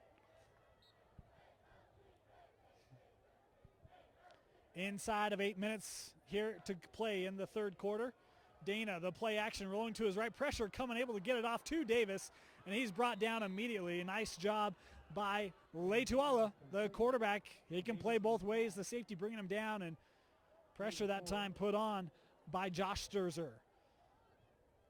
As the play action that time did not fool Sturzer. Nice job reading it, sticking with the quarterback, and forcing the quick throw. 2nd and 7. 3 receivers to the bottom of the screen. Pressure coming from Taylorsville. Dana stepping up, going deep, and just overthrows his target, Landon Maxfield.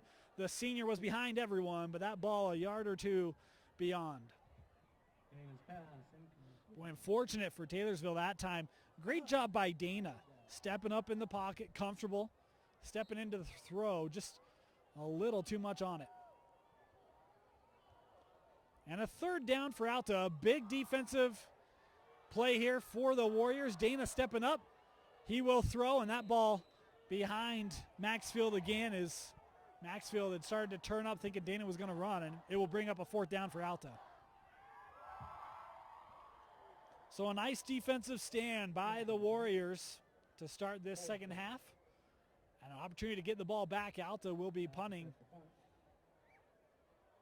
An opportunity to pin Taylorsville deep here.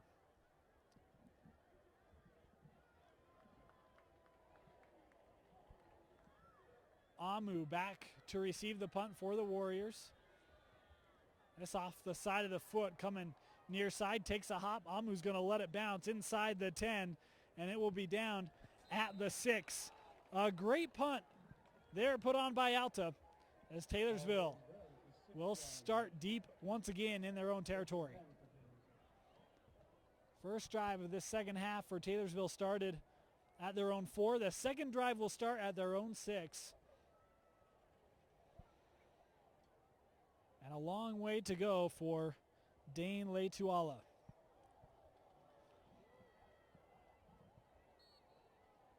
And they have limited his throwing a little bit. We saw the third down throw on their last drive, but it was an underneath throw. They have not looked to go deep real often since that opening drive. They did have a touchdown, 2 attempts at a touchdown. One was successful. That was from about 18. First down, Leituala, nice job snagging that as this ball through the hands of the target. And will roll out of play. They'll rule an incomplete pass, but the snap off the mark didn't help. Leituala shows the athleticism ability he has there, able to bring that in. His soft target still able to control it and get the ball out. Probably best that that fell incomplete, as Alta looked like they had that schemed against well.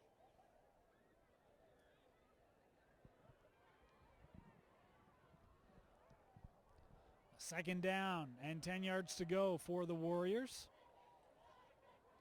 Leituala low. Snap again in the end zone. Looking deep and intercepted. The Alta Hawk defense coming up with it. Zach Alsop for the Hawks. We mentioned him earlier in the broadcast. He had 4 picks last season. His first one there. And the Hawks will take over in Taylorsville territory after the second interception of the game thrown by Leituala.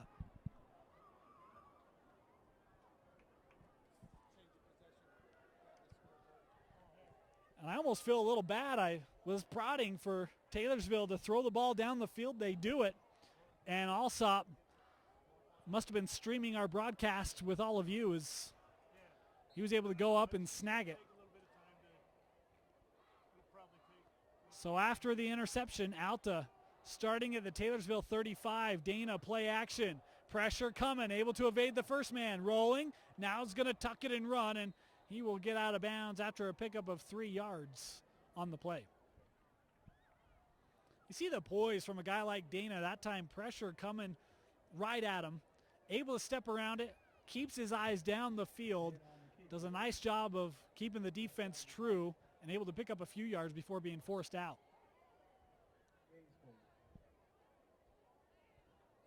Second and 6 under center. Lone back is Davis. He gets the carry, and Davis ahead for a pickup of 3 on the carry. Like the balance that we've seen from Alta offensively tonight as well. Davis, Engstrom, Dana. The trio's been good. 3rd down and 3 yards to go. Pressure coming again. Screen set up and just off the target of Landon Maxfield. Couldn't connect, in a 4th and short coming up now for the Hawks.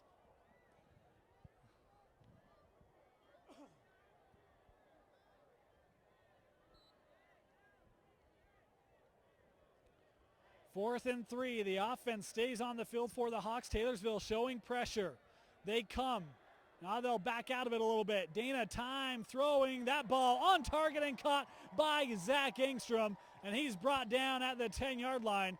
Another Warrior slow to get up. Engstrom, his big night continues as Taylorsville will have another player requiring assistance. And boy, he was quick to take that helmet off. Alta staff there quickly and immediately to take a look at the injured Warrior. We'll get a number for you as soon as we can.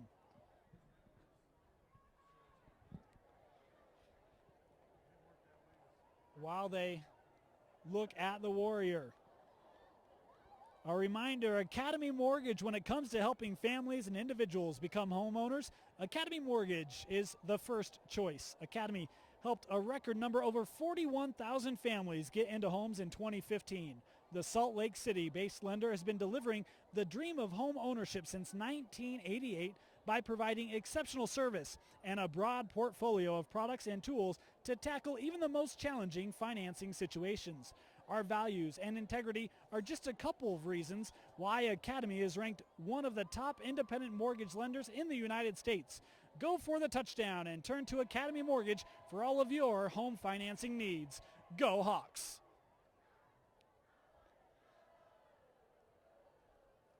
As again, both staffs looking at the injured Warrior and multiple medical personnel around him.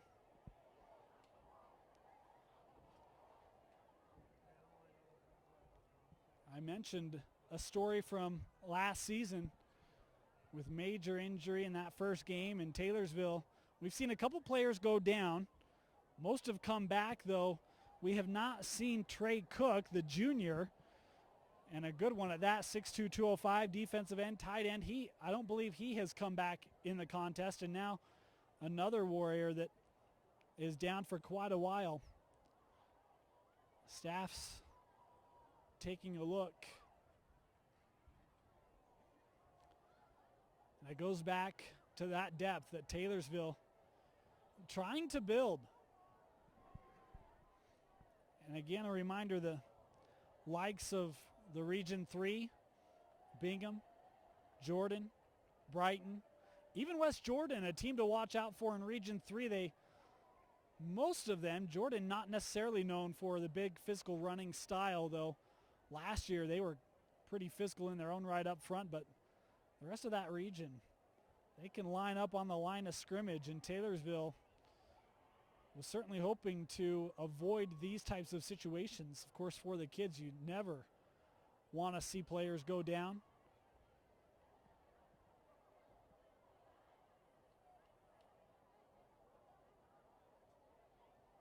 As they continue addressing the Warrior player down, and the longer this goes, the longer. You just hope that things are okay and just taking precautionary measures.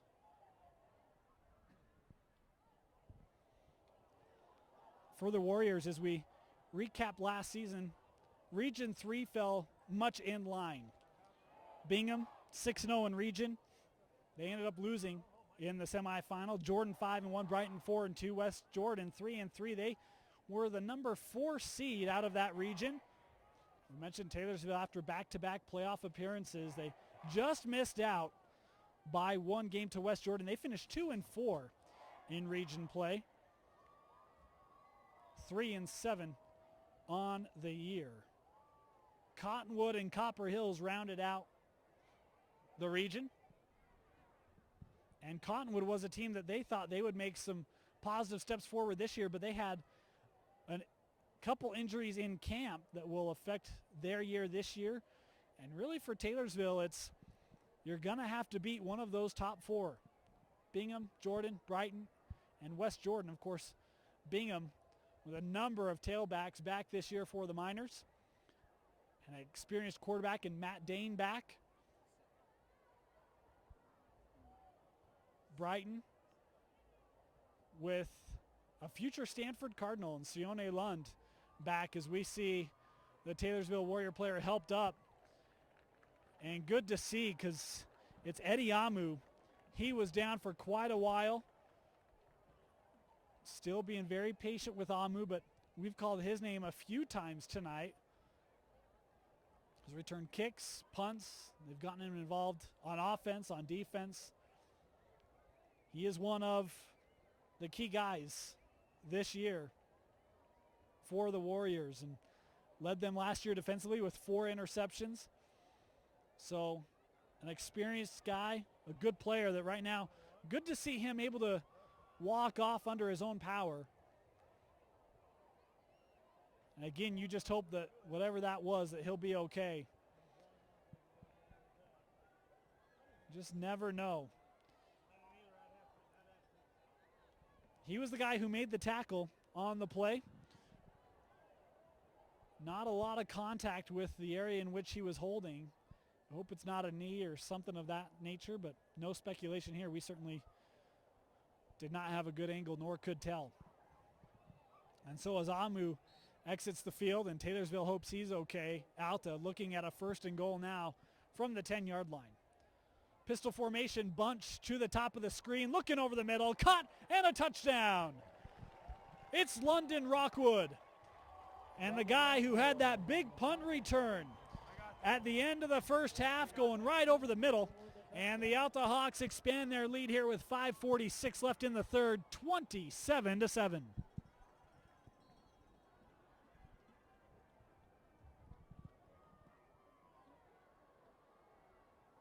And you know, Dana has had a good game, but both of his touchdown passes in the first half going to Engstrom.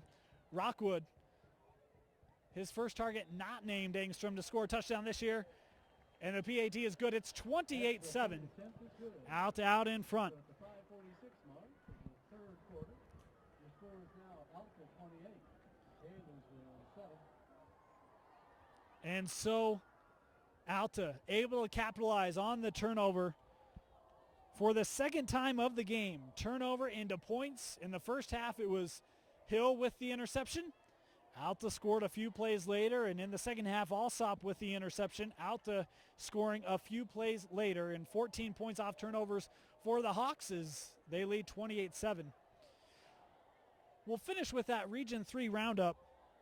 Jordan, that's a team that returns maybe the best receiver in the state this year in Spencer Curtis. He had an injury in basketball season. They're hoping that he'll be back. Not sure at what point this year. But he was kind of on target, on pace to break all of the records that Simi Fahoko set last year if he were able to have a full year. And, of course, replacing Drew Lisk, never an easy task, as Lisk, one of the most prolific quarterbacks in the state last year, taking over for Austin Kofensis and did a great job, a preferred walk-on up at the University of Utah. And Drew Lisk, a name to watch for if you're a fan of the team up on the hill.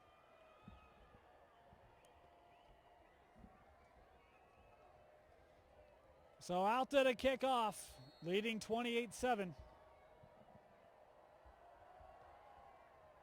Of course, Amu out, so Simons will have a chance at a return from the 11, looking up the sideline. Able to cut back. Nice job by Simons, up across the 40 and taken down at the 42, 43-yard line by the Alta Hawks. Good patience from Simons there. Looked like he may have gotten bunched up between a couple Hawks in the sideline, able to take a nice step back, pick up an additional 13, 14 yards on the return.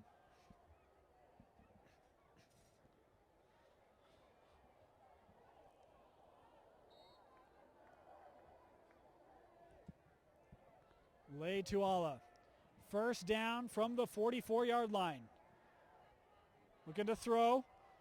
Boy, that pocket broke down. Letuala able to take advantage, gets a big block, cuts in at the 40, inside the 30, and Letuala brought down at the 26-yard line. But a great run, and some players locked up at the center of the field, and it was Mitch Medina having to be pulled away, a big linebacker there. But it's Letuala with the big run and play that was designed to be a pass. It opened up a couple running lanes once the pocket broke down, and Letuala with his best run of the night. Taylorsville could really go for points here, trailing by 21. This is the furthest, well, it's not true. They scored a touchdown. I was going to say furthest they've been since the first quarter, but that not true as we have a stoppage here of the clock as our officials reviewing things. Oh, we had a kicking tee that was still on the field. Interesting. Blended right in with that yellow circle. I didn't even see it. Took a Taylorsville coach. Good eyes. 1st and 10, Letuala looking to throw again. Pressure coming, gets it away, caught by Hess. He's brought down at the 20 by a couple Hawks. Flying to the ball, Medina as well as Hill, both coming up to contribute on the tackle. Inside of 5 minutes remaining here in the third quarter. Taylorsville needing points here. Letuala will come up.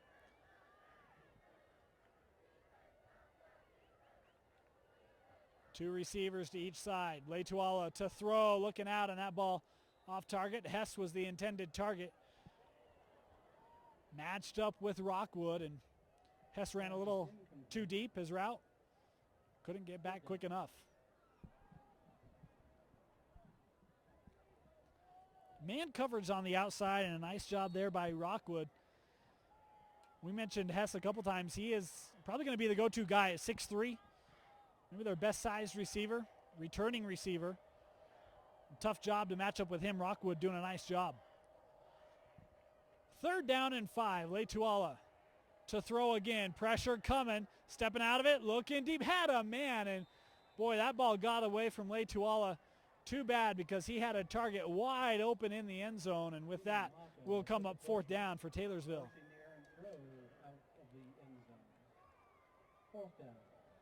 4.5 minutes left, and a decision here for the Taylorsville staff. I think if you want a chance at a win, you got to go for it.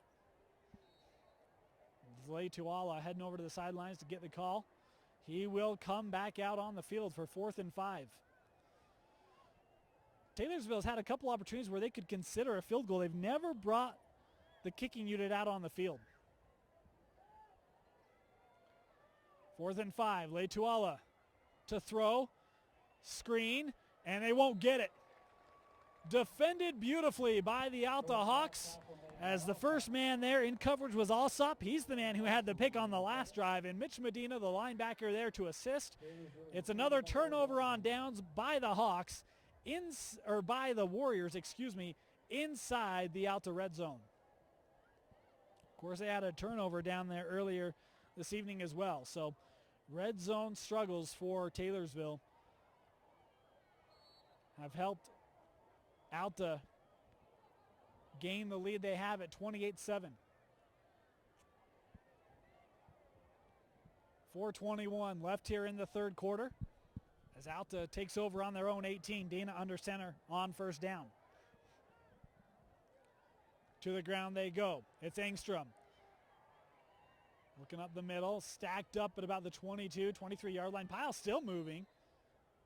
As he got some assistance, Engstrom will pick up 4, maybe 5 yards for the Hawks.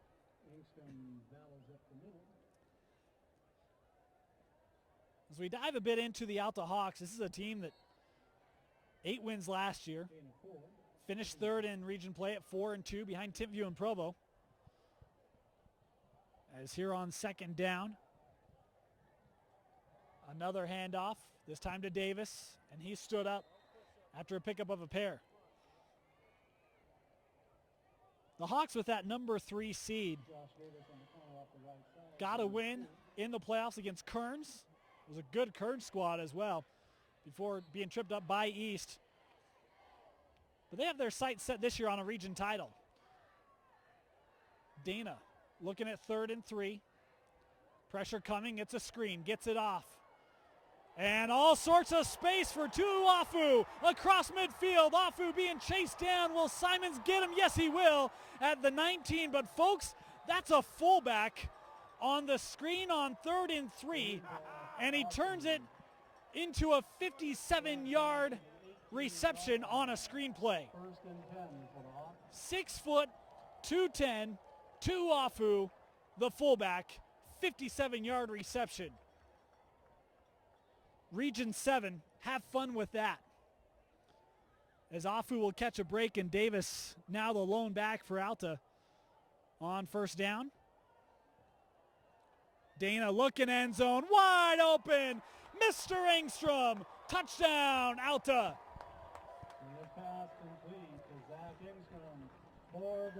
Taylorsville has not been able to deal with Engstrom today. His 3rd, maybe 4th touchdown. And Engstrom has just dominated the defensive backs. That time wide open again from 18 yards out. Actually 22, excuse me. PAT, tack it on the board. 35-7, the Hawks well out in front with 2:57 left here in the 3rd.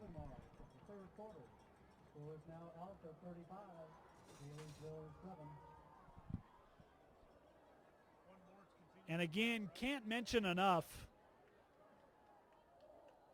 Tuafu, the fullback on the screen. Boy, he burst through the blocking on that play like I've not seen a fullback do in a long, long time, maybe ever. A lot of speed, a lot of size, and he just adds to the depth of that Alta backfield. As we go back to kind of highlighting Alta a little bit, it's a team with sights set on region. Timpview has won their region every year since 2005, with the exception of 2012 when they had to forfeit a few games for an ineligible player. It's 10 of the last 11 years, Timpview's won their region. Alta trying to knock the Kings off the porch, and it might be the year to do it, as Timpview lost a lot of players off of last year's squad. 35-7, this kick straight on right through the legs, and that'll be a touchback for the Warriors.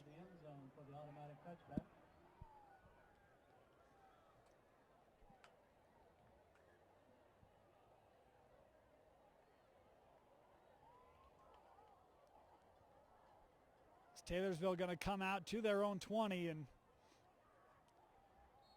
boy, right now I think you want to try to keep Dane Tuala, keep his head in the game, not let this get too far away from him mentally. I would expect Taylorsville to run the ball a lot here. Trailing 35-7, 2:54 left. Tuala will hand it off on first down. Pastor James Lewis with the carry, picking up a yard on the play. We talked earlier about the Taylorsville defense last year and their 7 losses average, giving up 40 points per game, and Alta well on pace to do better than that. The turnovers by Taylorsville haven't helped. Turnover on downs and interceptions. Second down and 8 for Leituala. He will throw. It's underneath with Hess. Nice move by Hess after making the reception. Trying to stretch it out horizontally to find a lane to turn upfield before being taken down by Zach Alsop. We talked about the front of this Alta team, their front seven. Secondary's been solid as well. Alsop's been good. Hill, both of them with interceptions. Rockwood's been solid in coverage against Hess. It's Taylorsville now facing a 3rd and 1. Thrown out. That ball caught by Pastor James Lewis as he's pushed out of bounds as he crosses the 35 to the 36. And a first down for Taylorsville.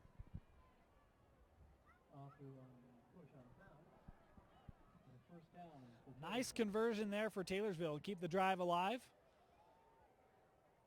They've been able to move the sticks a bit. Just as the field has been condensed, they've struggled a little bit in those moments. Leituala on first down will hand off. Pastor James Lewis turns upfield, spins off a man, and is brought down after picking up 11 yards.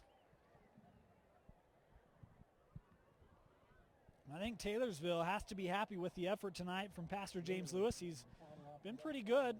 He's had a couple runs where he's been bottled up. He's busted a couple for double-digit yardage gains, including that one right there for 11, as Taylorsville moves the ball up to the 47-yard line. Inside of 2 minutes left here in the third quarter.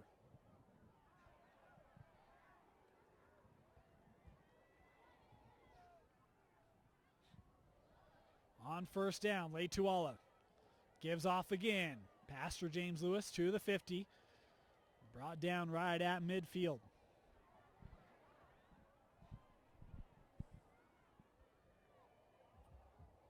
Lewis off the left side of his line. Second down and 7 yards to go, for Taylorsville. Coming up here from midfield. It's a clock approaching 30 seconds left here. Leituala to throw, looking out. And that ball caught. Great reception made on that far side as Alsop was all over the man in coverage. He came up saying, hey, I got held, and still came down with it. I think that was Jace Simons with the reception. Near the sticks, but just short. Simons on the reception, but stopped short of the first down. It'll be a third down as our clock ticks down. The quarter has expired. It was with 0.8 seconds left, a penalty flag has come in. And so the third quarter has not yet expired. And it's a sideline warning on Taylorsville. First of the game, so no yards will be marked off. We'll run off the last 0.8 of a second, and now the third quarter has come to a close. 35-7, the Hawks out in front in their season and home opener over the Taylorsville Warriors. The end of the third quarter. When we talk about Region 7 and Timpview, Provo, teams that finished above Alta last year. Alta went 8-4 in a fine season, but of note, Alta 7-0 last year against teams below 500, but only 1-4 against teams over 500. And so that's the next step, and certainly not a knock against Alta. They won the games they were supposed to win, but this year it's taking that next step and got to beat the Timpviews, got to beat the Provos to have a shot at a region title. But I tell you what, we've mentioned it a couple times, this may be one of the better offenses in all of 4A. Of course, that would be pending East. Maybe the only other offense in 4A that could stick with this Alta team. Of course, defensively, that'll be another story. Which team can stop the other? We may have to wait till the playoffs to find that out. If both of those two teams, I think East and Alta, Region 5, Region 7, they're set up to be on opposite sides of the bracket. We'll get back to that after this play.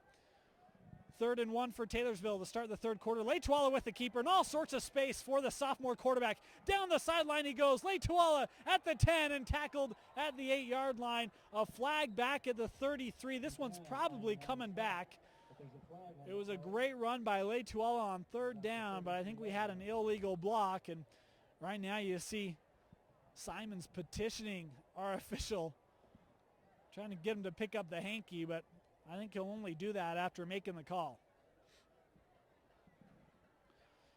Talk about dynamic offenses in 4A.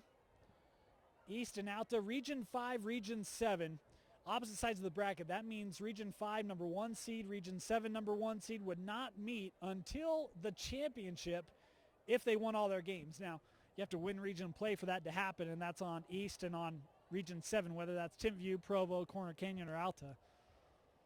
All those teams making the playoffs last year and all returning and have great pedigree to be strong cases for region contenders this season. But regardless, that would be of note. Whether you're any of those teams, you win Region 7, you don't have to go through East until the last game of the year if you can win them all.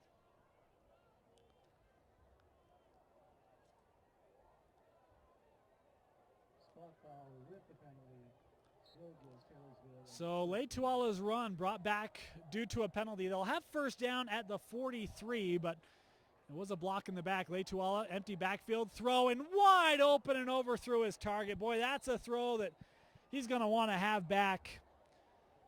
I think it's number 13. It might be Hess, but I think it was number 13, and I don't have a 13 on my roster. That one just too tall. The deep middle was wide open on the play. That would have been a touchdown if Letuala could have brought that down on target a little better. Excuse me, it's 43. That would be Josh Sturzer was the target on the play.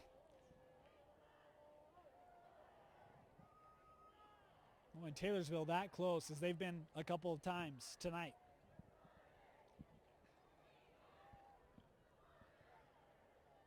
Second and 10. And Letuala keeps it, nowhere to go. Tima Malia E. Tulua with the tackle right at the line of scrimmage, bringing down Letuala. And a great job by big number 55, one of the captains on this squad, to make the tackle and stop the dynamic quarterback. The sophomore is now 3rd and 10 for the Warriors.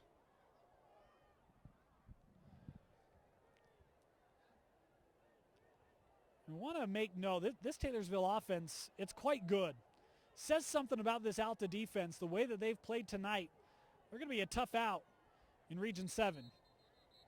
As our officials here blowing the play dead, a timeout taken by Taylorsville.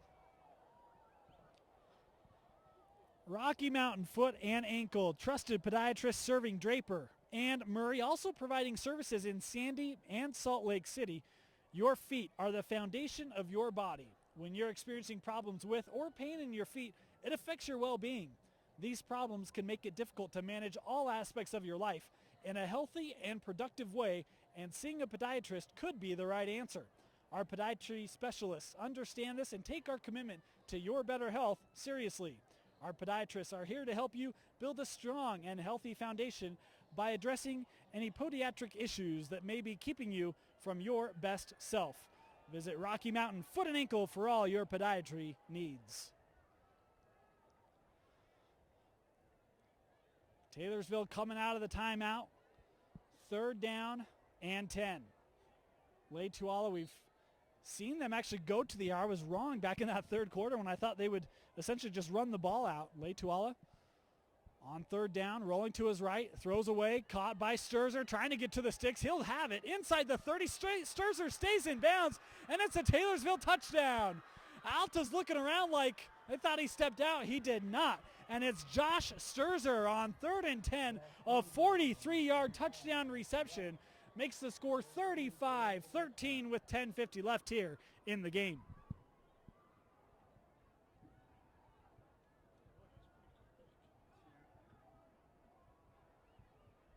Boy, nice response there from Taylorsville.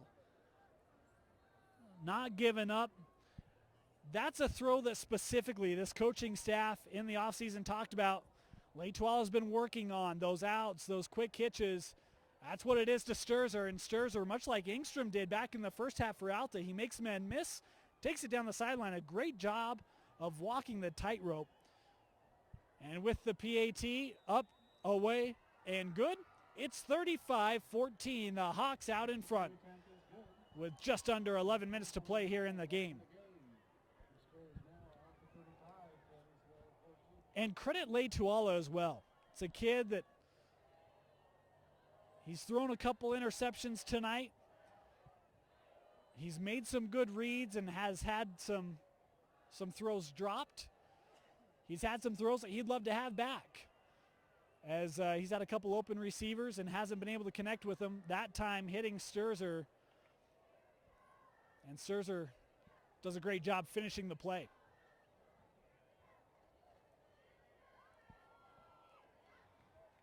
So the Warriors will now come out to kick. And we'll see, is this an opportunity where you maybe practice some of those onside plays, or do you just kick it away and try to make Alta go the full distance? We'll find out here shortly. Alta sending out their regular unit, Davis, as well as Rockwood back to receive the kick.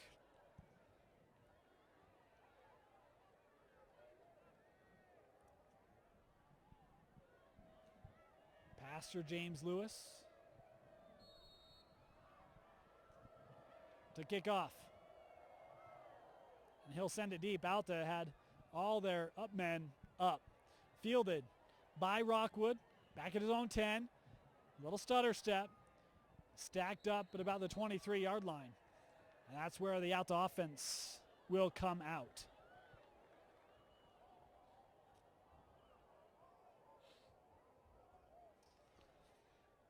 The other number we'll throw out there, and this is a good sign for Alta tonight. Davis, he's been good. Certainly probably hasn't had a night where he would be on pace for 2,000 yards quite yet, but last year he had big games throughout the season. They were 6-1 when Davis rushed for more than 140 yards on a team that went 8-4, so 2-3 when he did not, and a nice win tonight, and I don't think Davis is over 140 in this one. Shows the balance this team has offensively. After they kick off, first down for Alta on their own 21. Davis gets the handoff, and just as we speak of, he's ahead for a pickup of 6 yards on the carry.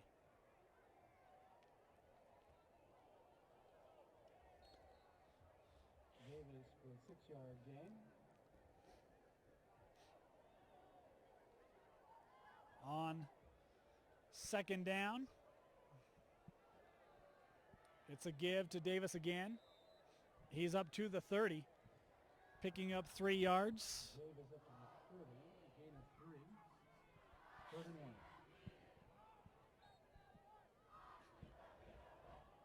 Dana comes under center for 3rd and 1. Another give to Davis. Boy, stacked up. I don't know if he got it. He did not. He got right to the line, and that defensive front for Taylorsville was there to deny it. Leading the way was Manu Tuani, the junior, able to stack up Davis, and Alta will send out the punting unit on 4th and 1.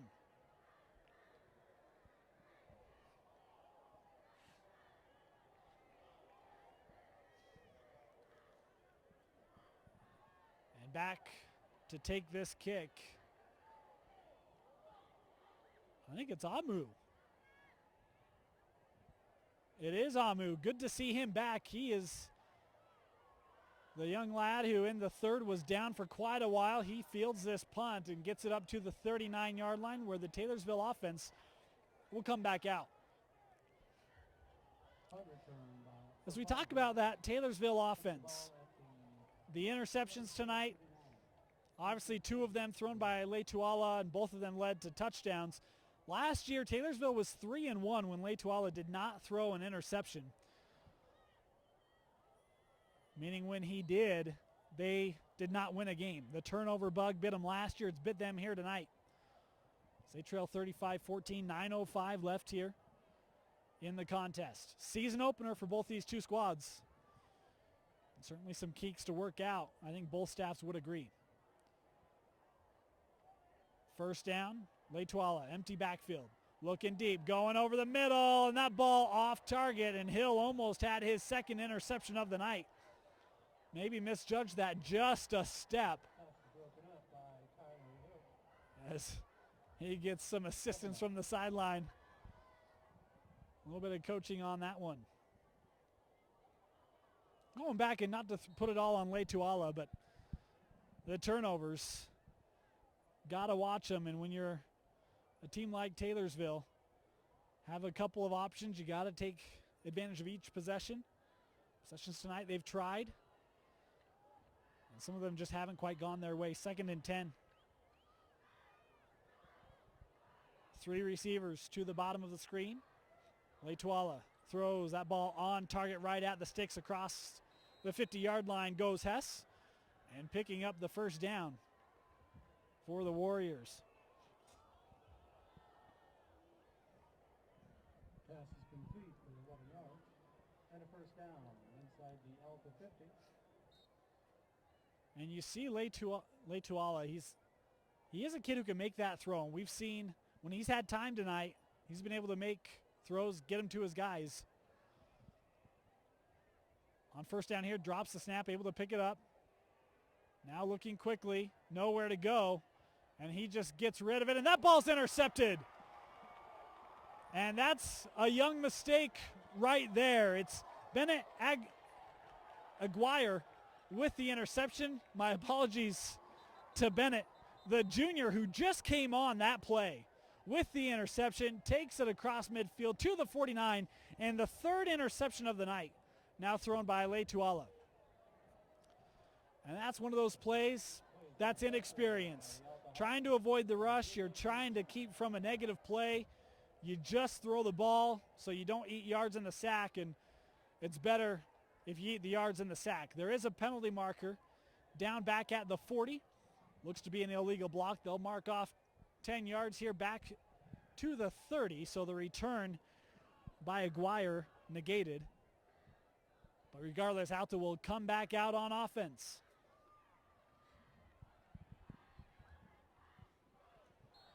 .804 left here in the game.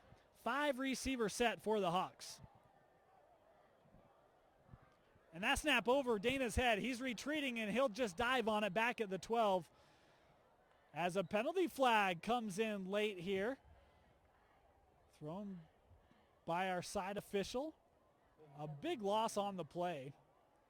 Off the bad snap, and boy, we have a holding penalty, it looks like, marked at the 19, so if they took it, it'd actually back out to up a couple more yards inside the 10. That's a spot foul in high school. Of course, they'd get to replay the down as well, so I'm not sure if they'll, well, the Taylorsville coaches judge whether to take that one. It looks like they will. So first down back at the 9, and they have to get to the 40, 31 yards to go.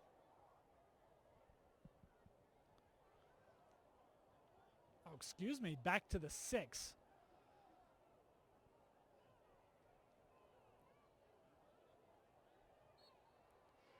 So after a bad snap and a penalty, Alta backed up to their own 6. It's first down and 34 yards to go. Dana looking up the sideline, and boy, Rockwood was looking for some help, and the back official will give it to him. A flag comes in as it was Elijah Bowers matched up with Rockwood, and Rockwood was pleading for some help on the pass interference. The back judge throws the hanky, and that'll be a 15-yarder.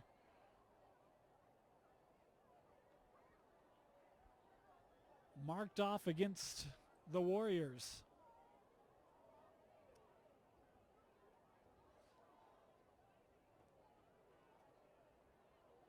So as they step it up, now a first down again for Alta, ball at the 21.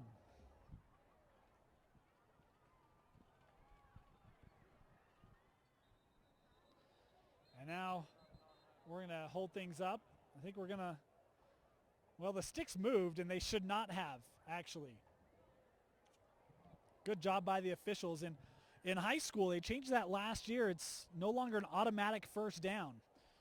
So if the 15 yards don't get you the first down, it remains whatever down it was. Because it was first, it will still be first, but had it been 2nd and 30, whatever, it'd be 2nd and 15. So the original sticks will stay where they're at, and it'll be first down and 19 yards to go. So after the pass interference, 1st and 19. Out route, ball caught. Right at the 27, stacked up was Hayden Harrison. Eventually taken down by a couple of Warriors. Nice job in coverage and short tackling put on there by Taylorsville defensively. Gain of 6 yards for Alta.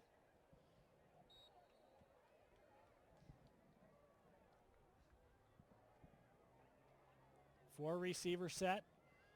Dana looking over the middle, has a man. Engstrom brings it in. What a catch by Zach Engstrom as Bowers came over the top looking for the pick, and Engstrom, that kid is dialed in.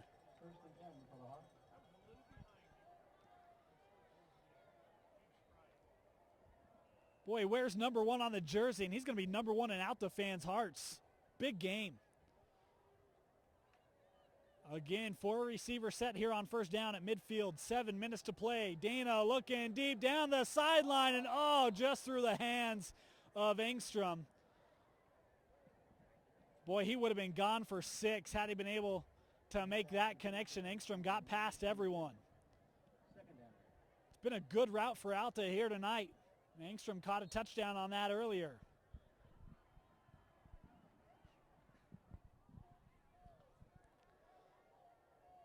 Same formation for Alta. 4 receivers, little delay to Davis, trying to get to that left side, turns upfield, and you see Davis put on the Jets as he picks up 7 yards. And a good carry on 2nd down for the senior.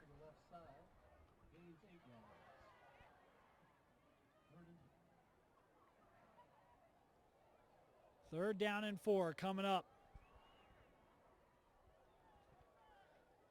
Dana in the shotgun. Davis across in motion. He gets the carry on the sweep. Boy, he got met. Coming up and putting on the hit was Mongalonga. And a big hit on Davis. He's going to take his time to walk that one off a little bit. And, well, you could hear that one from up here. It'll be 4th down and 3 for the Hawks. The offense staying on the field here. 4th down and 2. They gave him an extra yard from the 42. Dana under center on 4th down. Let's see if they just give him a hard count. No, they're going to run a play. They give it to Davis. Davis has the first down and more up to the 35-yard line. And that shows the toughness of a guy like Josh Davis. You take a lick, you get the ball right back, and you run for 7 yards and a first down. Just keep coming. Love it.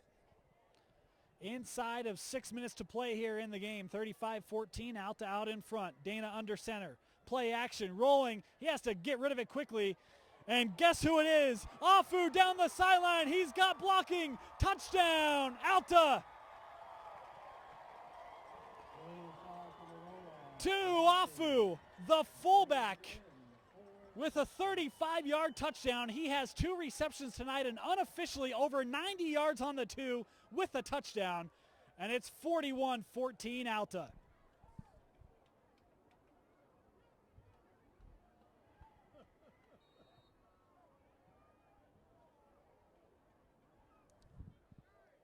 Again, I can't stress it enough.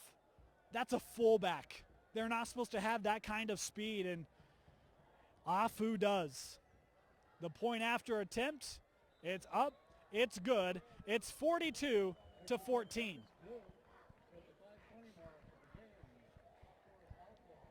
Like to remind you, Alta High football is sponsored by Cook Orthodontics, creating confidence with beautiful smiles.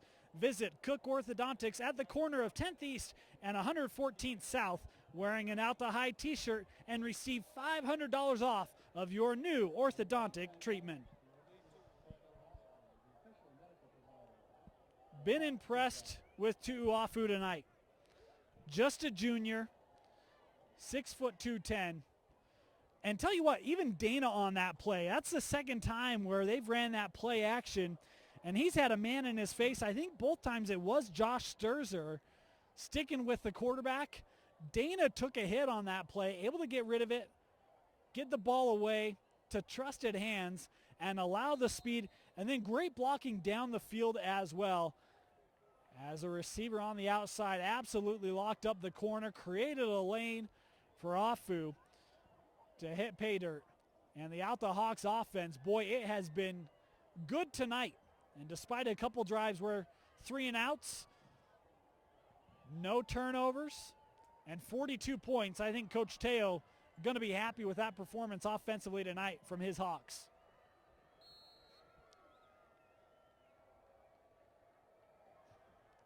Bit of a line drive kick here, going to head right to the return man, picked up at about the 8-yard line, looking for a seam up the middle. And a good return brought out to the 30-yard line.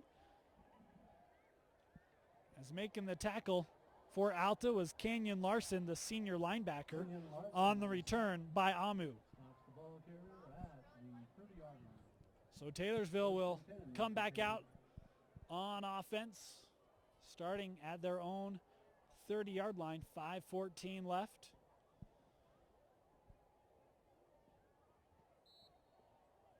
And Leituala, we've seen them allow him to throw the ball a little more here as this game has gotten away from Taylorsville. See if they do here.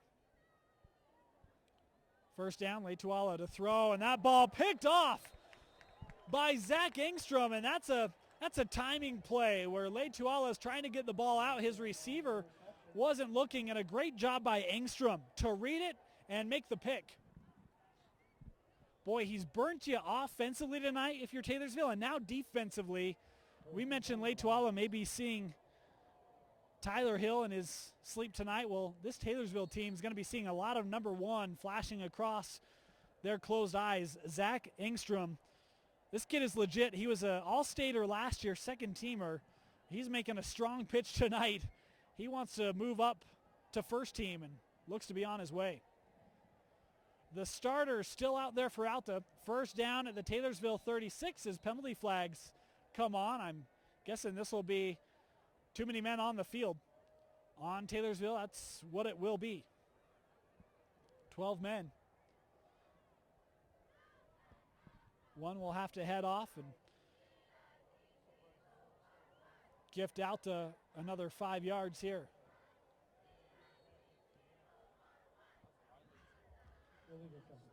So after 12 men on the field, penalty, Alta, 1st and 5. They give it to Afu. Whew. We'll get it eventually. Afu able to pick up 4 yards on the first down carry, setting up a 2nd and short.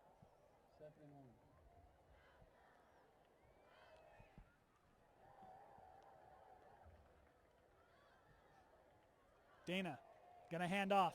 Davis got tripped up, and boy, he wishes he didn't because he saw nothing but green grass and a black end zone ahead of him. He will pick up the first down for the Hawks, as now they'll send him outside just to the top of the line here, lined up in the slot. Off through the back, he gets the carry. And not a lot of room to go as he gets doubled back on. First man there for Taylorsville was TJ Hazel, the senior defensive lineman, number 61. Able to bring Afu down right at the line.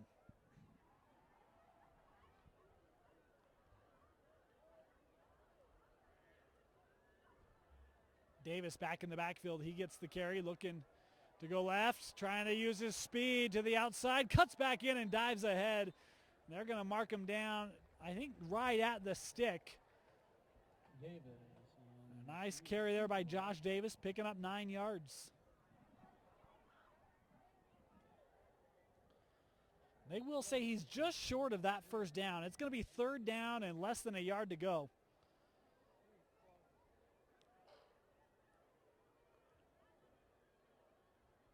Back to the ground they go, right through the middle. Josh Davis, touchdown Alta.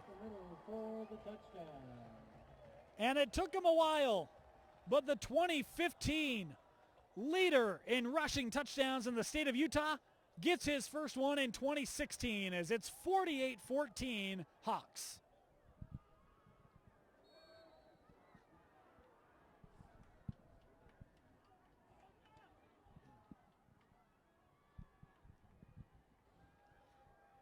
Point after try, up, good for Alta, 49-14.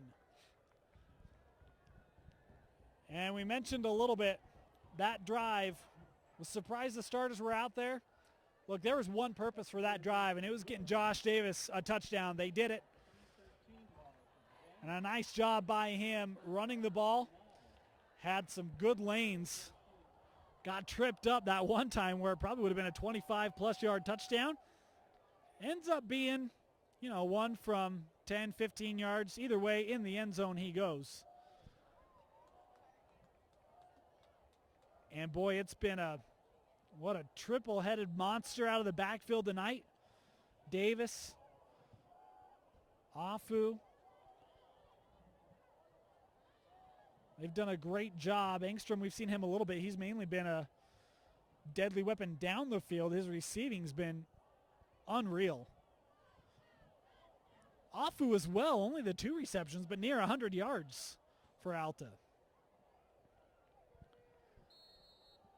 The Hawks here to kick off. This one thrown into space, picked up right at the 10-yard line. Hawks there swarming to the ball. Boy, and look at this, getting around it is Simons, able to evade a couple men before being brought down at the 26, and that looked like a bunch of trouble.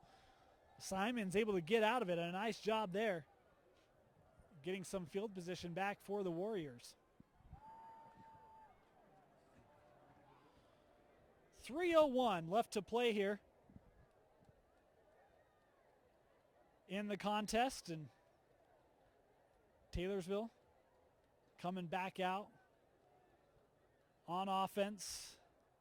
It's 21-7 at the half, and then Alta's really turned it on here in the second half and really done a nice job putting this game away. Leituala will hand off on first down. And not much there on the run.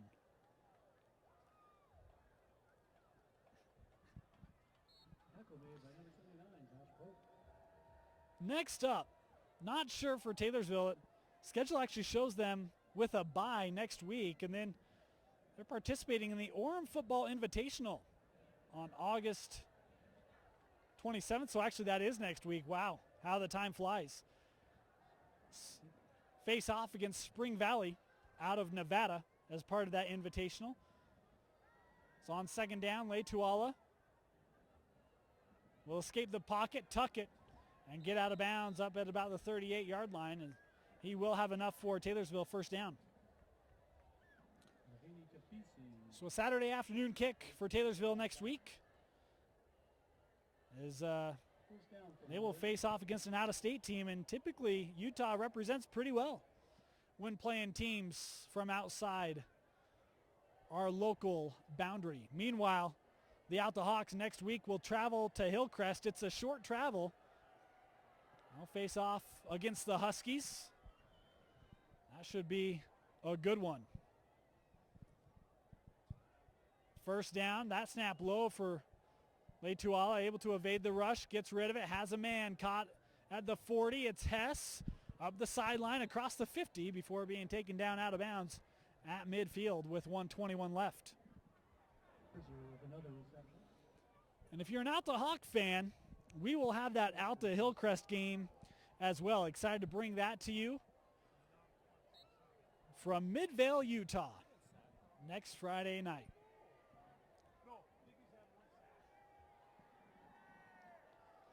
Clock running, approaching 1 minute remaining.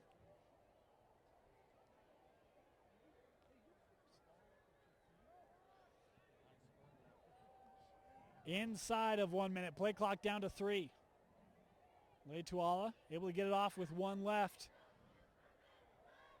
Able to find time. Looking for somewhere. Boy, he had a man behind everyone, but I don't think he could step into it. Had too much pressure coming at him. He just gets this away. I'll bring up a second down here for Taylorsville. Coach Teo in his second year here at Alta. He went 8-4 his first year and now about to get his 9th victory at Alta High.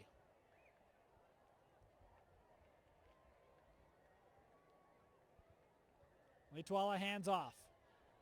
Pastor James Lewis with the carry. Pickup of 2 yards, maybe 3. And that will do it. Taylorsville will not have to take another snap. They can if they want to, but the clock inside of 20 seconds left, and I would assume they'll just let this one run off. Well, look at that.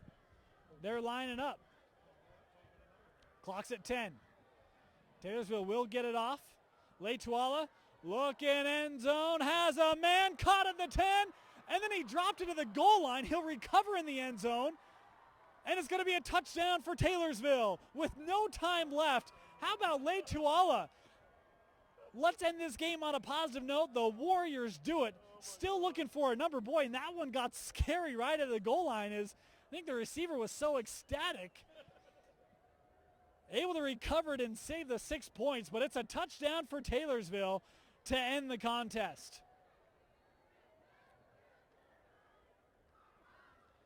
Still trying to get a number. They will not kick this PAT. The horn has sounded. It's meaningless. It's 49-20, our final score here from Alta High. We talked about the offensive options for Alta throughout the contest. Will Dana, his first game starting varsity quarterback, but it's Zach Engstrom, the junior, who had a fantastic game receiving. He had a pick as well. The defense for Alta was solid. The offense was lights out, and the Alta Hawks start the season strong, 49-20, and look every bit the contender in 4A that many predicted them to be. Well, we want to thank you for joining us on this special live edition of High School Rewind from Alta High School. The Alta Hawks 49-20 victors over the 5A Taylorsville Warriors. For Vince Francis, my name is Dane Stewart. Thank you for joining us. We look forward to seeing you next time here on High School Rewind.